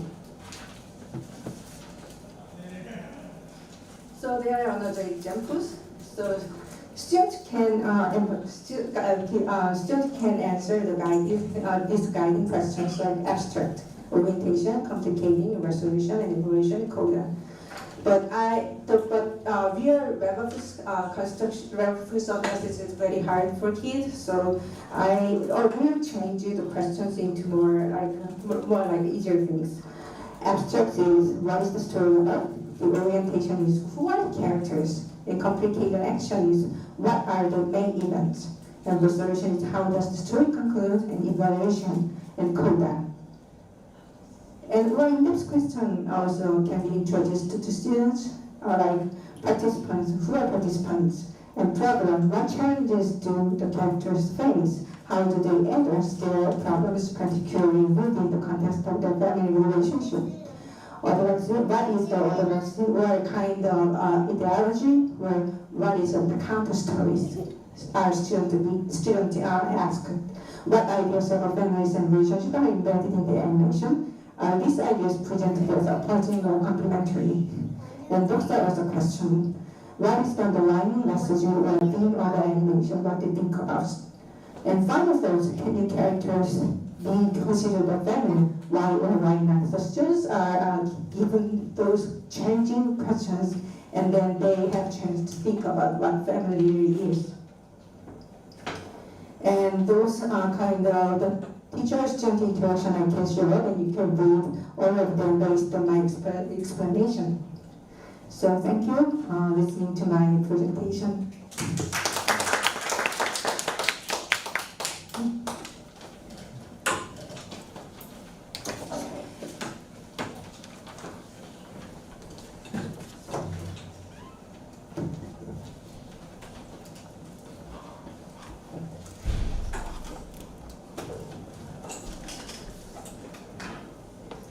Thank you for your presentation, Professor Lee.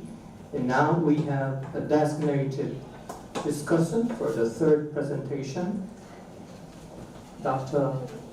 Jung-Sun Choi from KIES, Korean Institute of Curriculum and Evaluation, with her little assistant, Ami, together. You can come up.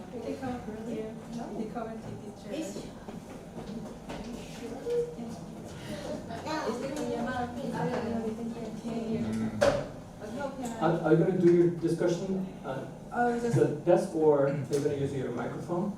Which one is? It's up to you. It's up to you. It's up to me. I'm gonna sit here. Okay. You can talk. So we have 10 minutes for discussion. Okay, I have 10 minutes. And thank you for the presentation. Your presentation helped me understand what your paper talk about. The first one, I'm quite new to spy family because I'm not a huge fan of Japanese animation, and I have a child, and he do not even speak Korean well. So, Spy Family is a popular Japanese animation, and this time I could understand why it is popular and why people like it. This comic has many elements for me to think about what family means in culturally and socially.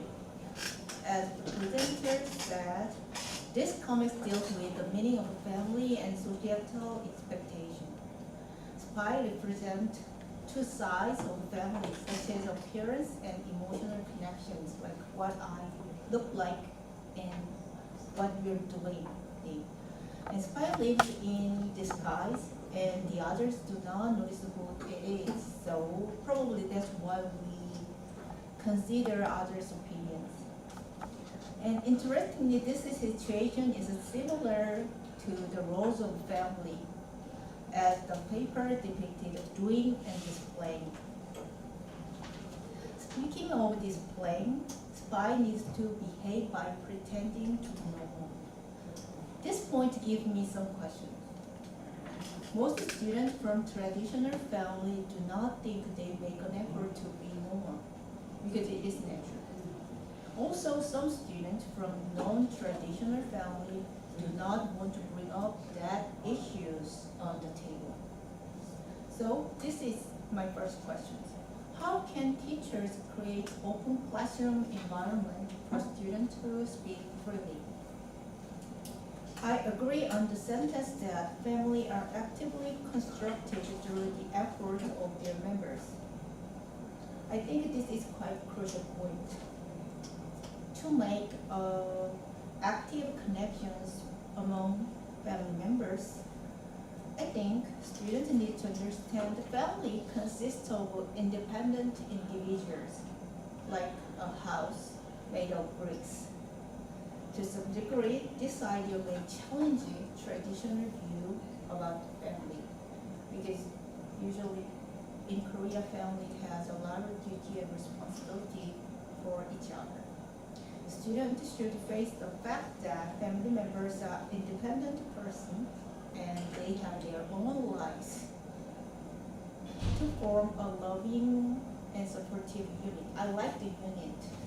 Unit means is somewhat consists of independent things rather than the family. When I think about the family, it's quite really connected and a lot of duties. So, students should know. And from the paper, I found two curriculum standards are interesting in teaching family. First one is Shilpa for 6th grade. This is about mutual respectation between family members. And second one is Sa for 4th grader. This is about the cultural diversity. From these two standards, I have a second question.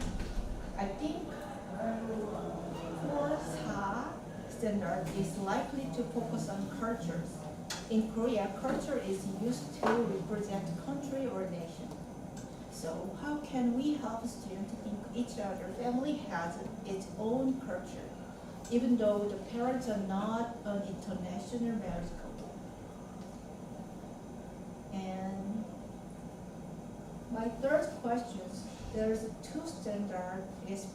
One is for 6th grader, the other one is for 4th grader. So how teachers can handle these issues? Two standards are for different graders. And speaking of elementary students, they're still growing.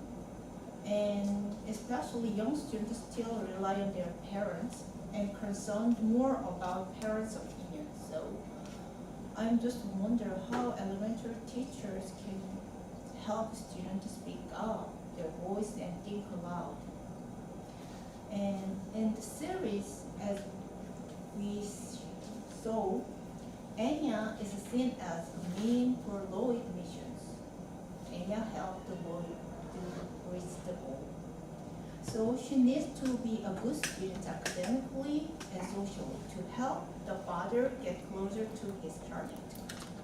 This situation is quite similar to a Korean society because parents have a high expectation about their child. So I think a teacher needed to get students' parents get involved in the classroom. So my last question is, how can parents get involved in this topic nicely with their children? And that's it. Thank you. Thank you for the questions. And in fact, I received questions in advance of this conference, so I'm very gratitude to my discussant. And so about the first question, how can teachers create open classroom environments for students to speak freely? Like that is the reason that I use the animation. The animation film is fantastic. So students can be more involved into the animation because sometimes they don't think that it is their story. So they have more opportunity to speak up their voices to by focusing on the family stories in that story. So using animation or using storybooks kind of things are very, I think, effective method to make students voice up.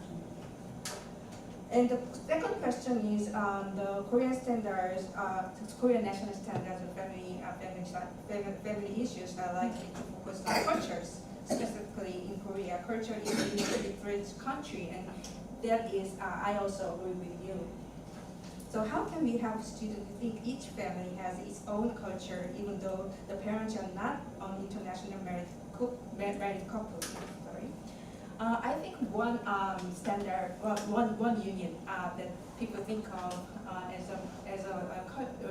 regarding culture is a region, like Southeast area or Southwest area also have some different culture, I think. So by using their family food and family food cooked by their parents grow up from different regions. Students have opportunity to compare the cultures of their families. And so I think that by experiences, like when I was students, my teacher, my professor asked me and my friends to bring up our family food. So I also provide my family food, like kimbap and some other things. And then other students bring up their family food, like southern food, like northern food, kind of things. So I remind those events by being asked by you. So, and the third question is the standard are applied to different grade level of students. How the teacher can handle these issues. So before handling this issue, people need to identify what grade level can watch those the TV shows. Like in that TV show, the PG-13, I think, is the level. So more than 13 years old kids can watch the TV show. But sometimes teachers pick up some scenes and combine them to adjust it to their students. And the last question, I think the families should get parents involved in. How can parents get involved in the talking nicely with their children? It is the most challenging question for me, because usually people can open their lessons to parents, and so parents come to classrooms. But the issue is the parents who come to classroom with upper middle class family, and they have great interest in what their kids learn from the teachers. So it is very hard because teachers have limited chance to go to students' family in this country. So this is my this is a challenging question to me.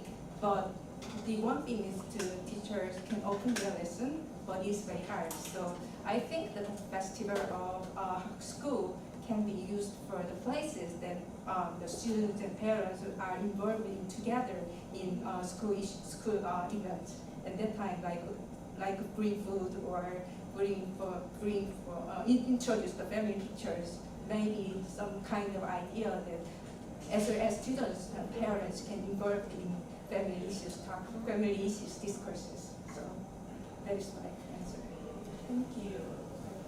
I quite enjoyed your presentation, and I like the inspired families ideas, because I am quite special family style, because our family has 2 members, and so it's hard to speak up in front of other people. And also, I don't want the others to look at him from the different point of view. So I think a lot about these things even when he way younger than today. So and my last point is cultural things. I really dislike the term multicultural things. Multicultural versus what is the culture? When we talk about the cultural differences among family members, that individual has its own culture. But when we say multicultural family, is a family has a person from other countries. So I really dislike this part. So I really enjoyed your presentation, and thank you for sharing. Thank you. Thank you.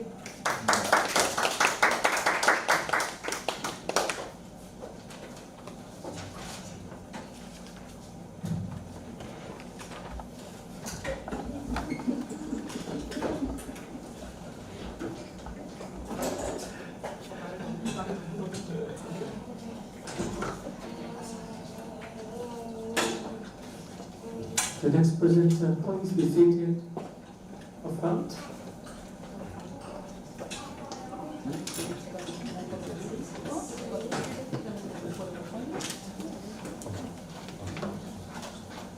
Okay, we are right on time. Now, let me introduce our last but not the least important speaker of this session, Professor Hwang Sung Lee from Gwangju National University of Education, Republic of Korea. He will talk about his study on conflict management types of pre-service teacher. Please welcome Professor Lee.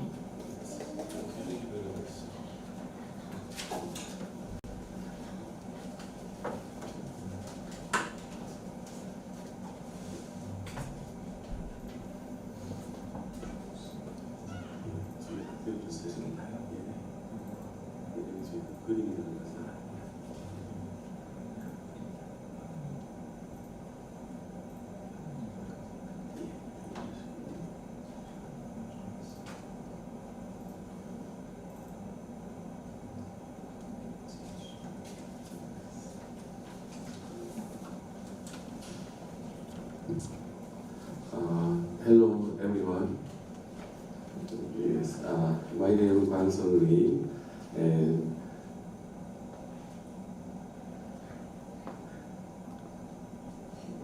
okay, teachers. Okay.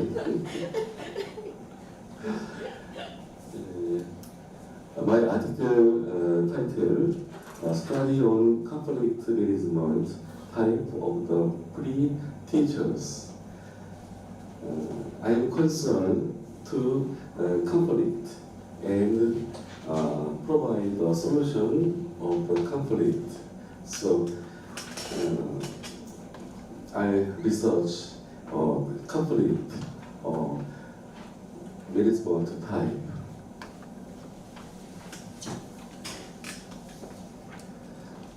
In recent years, the problem of conflict among the university students can also be found in Korean society. During the college years, students should develop the ability to build mature interpersonal relations by forming intimacy with others and forming intimate interpersonal relationships. This study will examine the type of the conflict management of the pre-teachers and propose the appropriate countermeasure.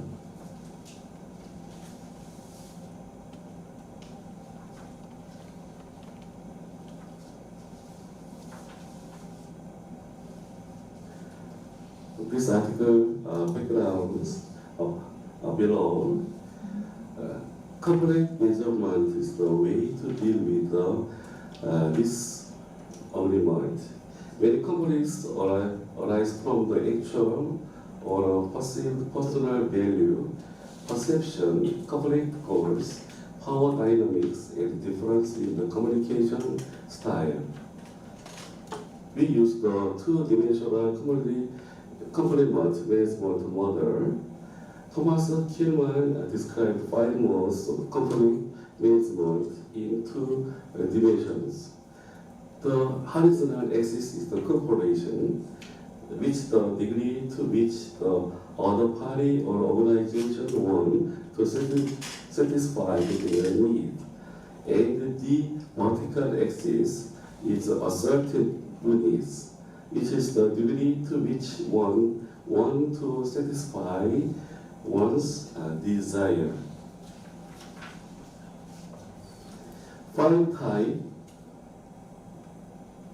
5 types of conflict management can be described in terms 2 dimensions. 5 types. First is the competitive. Second type is cooperation. Third is the compromise. Fourth is the evasion type, avoidant. Fifth type is the conformity giver type. Therefore, researchers have been constantly trying to figure out how to minimize the negative effect of relation conflict while still elicit the positive effect.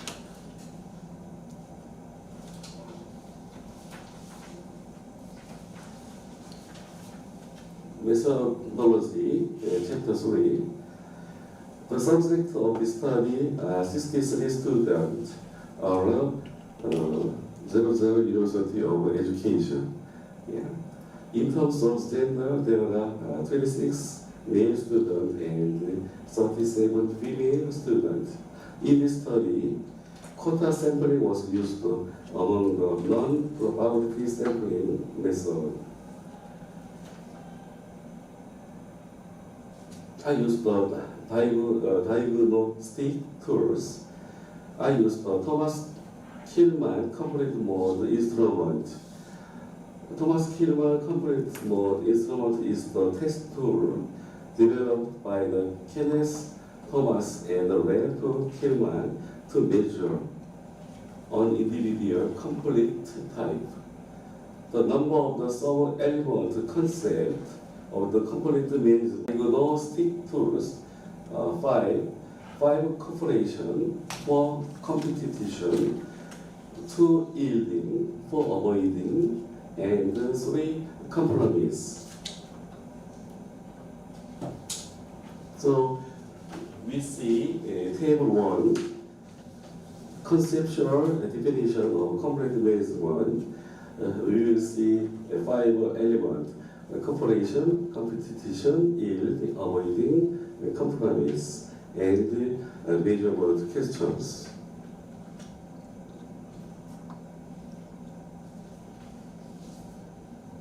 I used the 5-point Likert scale for self-esteem complete measurement diagnosis tool. The 5 Likert scale of the self-rating equation was used.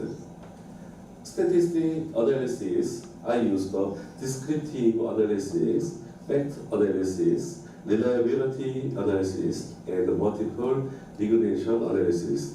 Especially, multiple regression analysis is the technique for identifying the relations between one or more independent variable and one dependent variable. We will see, first we will see reliable degree, reliability,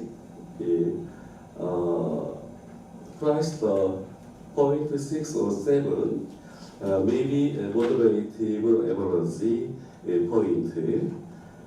Yeah. And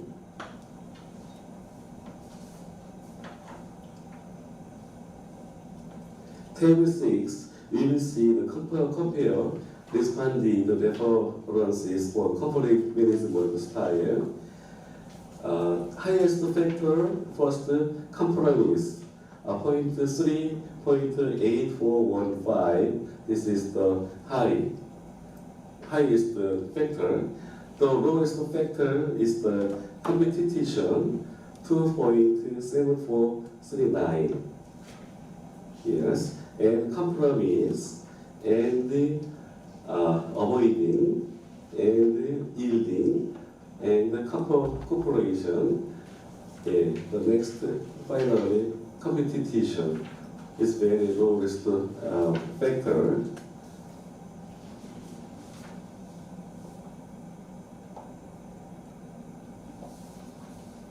So we will see the multi-dimensional scaling analysis result. Yes, correlation 0.3226. Yes, this is one-dimensional, two-dimensional, minus 0.4752. Stressor level competition minus 2.2188. The second dimensional minus 0.2398, and the stress number 3 yielding 1.4505.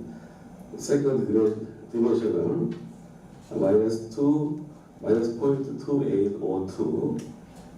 So stress number 4 avoiding, Stress number 5, compromise.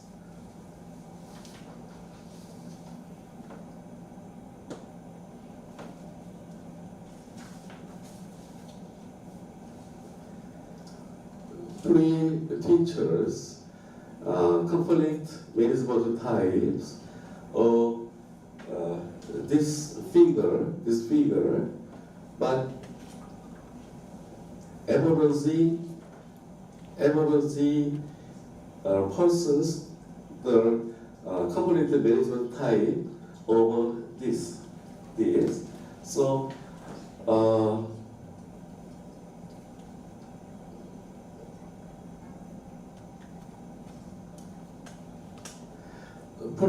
service teachers, pre-teachers try to minimize competition for themselves or avoid conflict with others in conflict situation.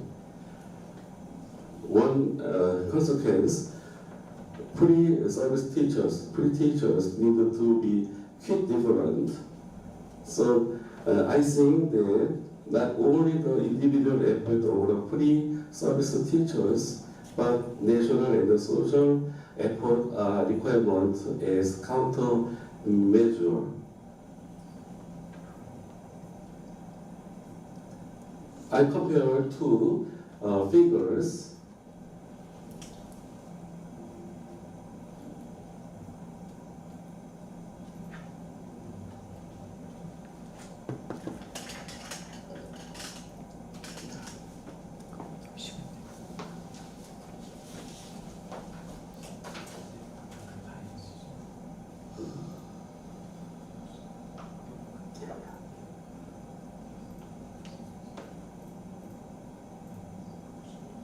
Yes.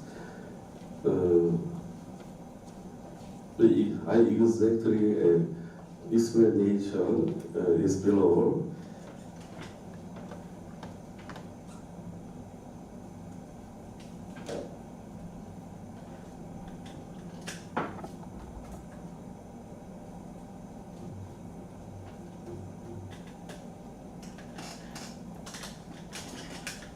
Yes.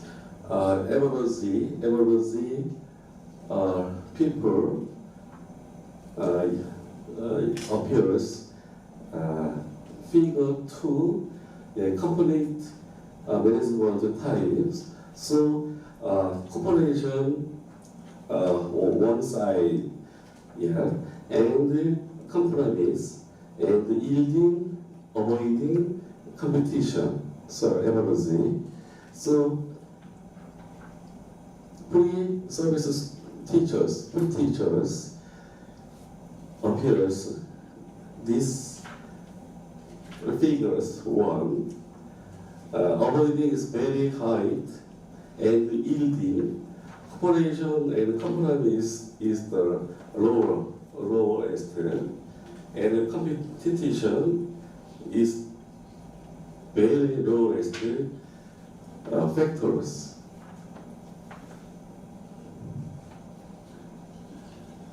So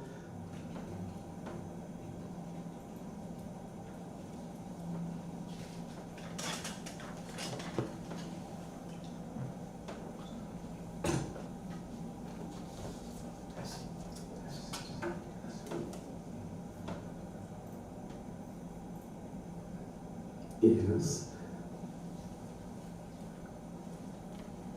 So pre-teachers conflict management types appears in figure 1. The more avoiding strategy is the preferred. The more yielding strategy is the preferred. Other person prefer the compromise, cooperation, and competition. But pre-teachers like the avoiding and yielding. So this is research.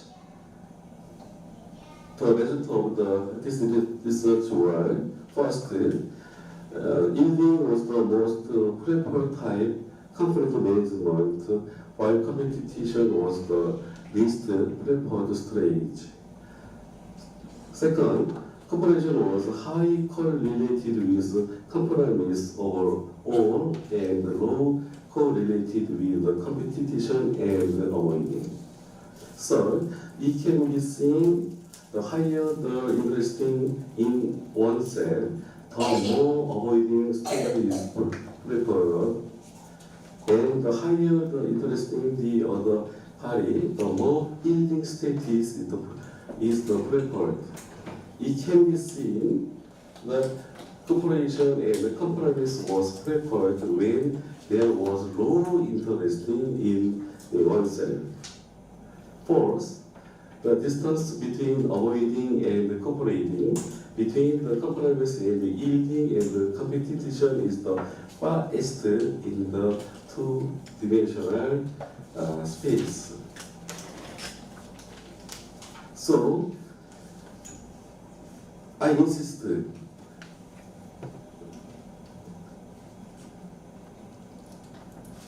that first, pre-teachers should not shy away from conflict but face it boldly. Second, it is necessary to change the educational environment such as curriculum and learning method. Maybe I think because of the traditional curriculum, teaching method, especially moral education, because of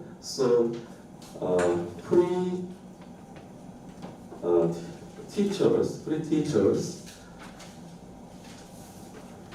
maybe have the avoidance, yes, and not courage a mind. So I want our education system and environment system must change, especially pre-teachers education system will change. I want.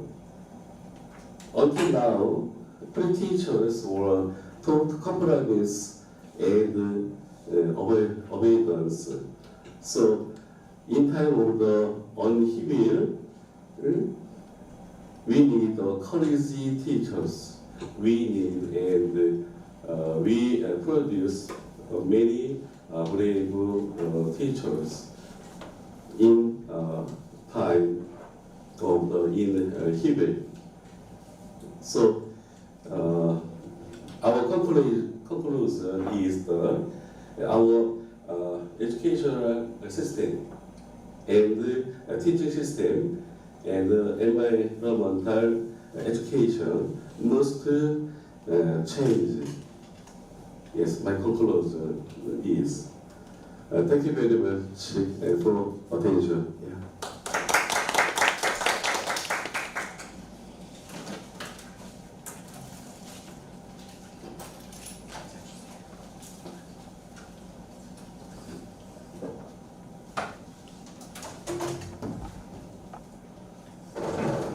Thank you for your presentation, Professor Lee. Now we welcome designated discussant, Dr. Walai Ayutthaya from Sukhothai Thammasat Open University, and currently she is the president of Association of Social Studies Teachers of Thailand. Please welcome Dr. Ayutthaya.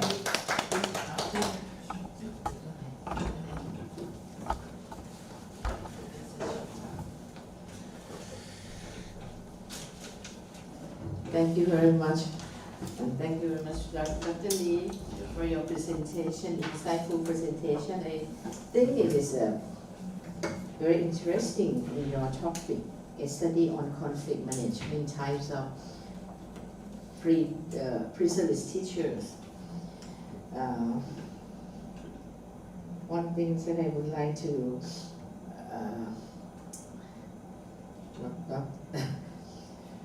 for reflection from your research that the methodology, one thing that you have like 5, right?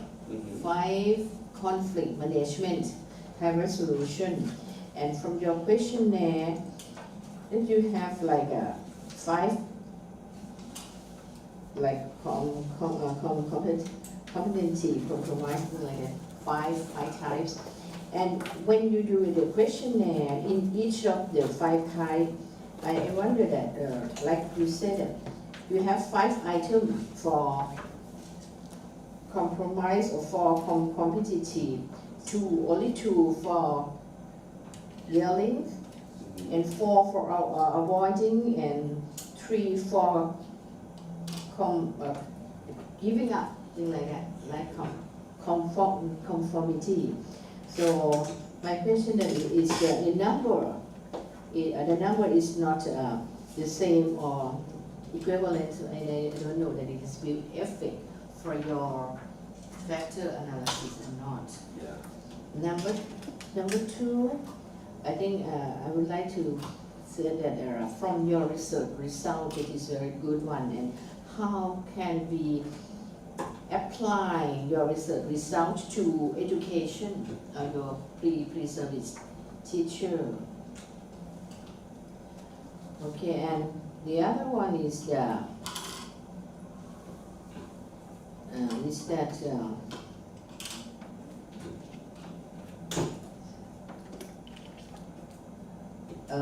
from your research methodology, you have like the whole the sample. How many again? How many samples? Yeah, this time 63 samples. Small size. And okay, and I wonder if we can make it do research again, can we have the more variable, like male and female, thing like that? I think that is maybe it's good to see what's the difference to compare between male and female, like that. So this is my my reflection. And the last one is that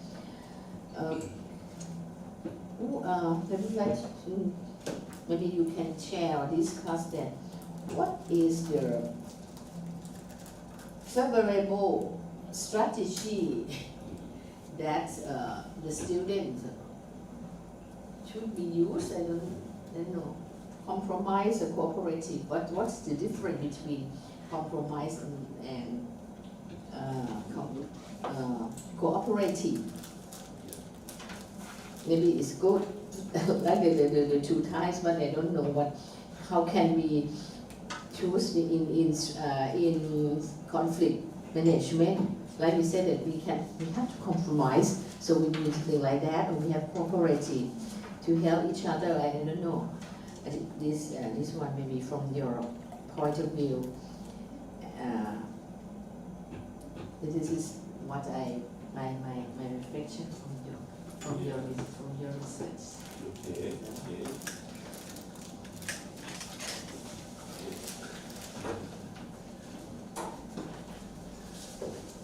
Dr. Walai asked me 3 questions. One question is factor analysis. I use factor analysis. So 5 sub-element concept produce cooperation, competition, yielding, avoiding, and compromise. So many questions is divided factor analysis. So cooperation 5 questions, and competition 4 questions, yielding 2 questions, avoiding 4 questions, compromise 3 questions. Is the same category by of the finding of the reliability. So we divided 5 elements and 2 questions. Participant is very small. very small. Maybe I want 100 students, but I received the 63 students. I know small size, but I analysis sex or me. There is no different.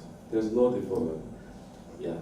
So pre-teachers, there's no difference in the male, female, no different. And degree 1, senior 1, degree 2, second, third, fourth, there's no difference. And component is what difference? But we will see table 1, variable correlation questions. I look at the problem with the cooperating party in order to find the beneficial solution. Yes. Other part, we see the other part, and I make the harmonious. So cooperation, and compromise is offer neutral opinion to resolve conflict the situation. Yes. So neutral opinions. One opinion, two opinion. This is the opposite opinion. So compromise, I offer the neutral opinions. Yeah. So cooperation and compromise are little meaningful difference. Yeah. So 3 questions is very hard questions. Thank you very much.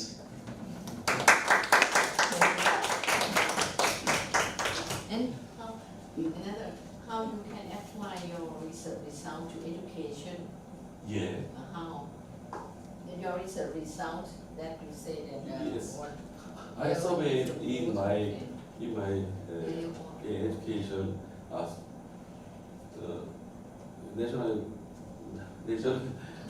National University of Education in my school. So we have the 12 major, and we have the 4 degree, first, second, third, fourth. So random, yes, survey form is random. So there is no different female, male. Yes. we can teach them how maybe you have the we can get from the research result that we can get because from the research they say that they yelling, right? Yelling is the most preferred type of conflict management, and this prefer competitive. Mm-hmm. Yep. So this means that the students they try to yelling means give up. I don't know. Yelling is the most preferred kind of conflict managers. They conflict management, and this prefer competitive. So it is good that the student want to be give up. This is give up. Yelling give up. I don't know. In my opinions, we teach teachers in our school. I teach obedience and belief and rule-oriented education. Yes, only moral education is the good person, only good person.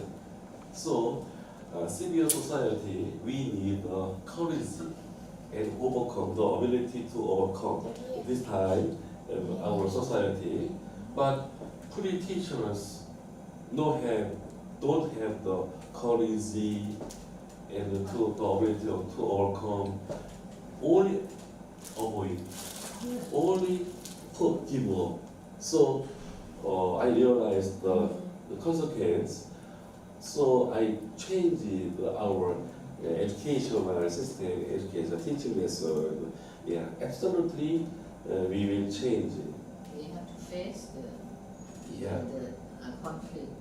But face conflict with compromising and cooperation. Mhm. I got cooperating, right? Sometimes we use the compromise, cooperation, but sometimes we have the ability to overcome and courage the difference, the civil society, the burden, we overcome. We need. Yeah. So, but in reality, many pre-teachers have avoidance, only avoidance. Avoid Yeah. from that, Yeah. the most preferred Sometimes we time. need avoidance, but every time we do not need the avoidance. Mhm. Yeah, we need the ability to overcome the burden, severe, yes, conflict to overcome. Yeah, we need. Okay, so that the student should have a lot of conflict management types, Yeah. have their own decision, but they should know. But one thing that they should not use that competition or give up. Yeah, yeah, Should go. yeah. In my point of view, that give up, no. Yeah, this time we take the competition, not give up. Yeah. Yeah, not give up, but I Really? think that give up maybe is not, no. But sometimes like you say that overcome to compete, to get a good result, Yeah. because we cannot let the other who really say that it's no moral or end it, and we don't want them to overcome it. We have to get Yes. Yes. fight. Yeah. Yeah. Thank you. Thank you very much for your question. Yes. You get expanding my point of view. It leaves some dimension that we have that I don't think, but from your research. Mm-hmm. Okay, thank you very much. Thank you very much. Thank you very much for your attention.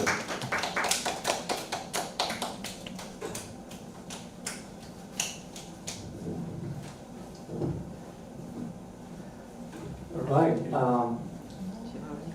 At the beginning of the session, I suggested we have the Q&A session, but I don't think that is very necessary because we are all invited guest speakers and discussants, and we don't have any participant.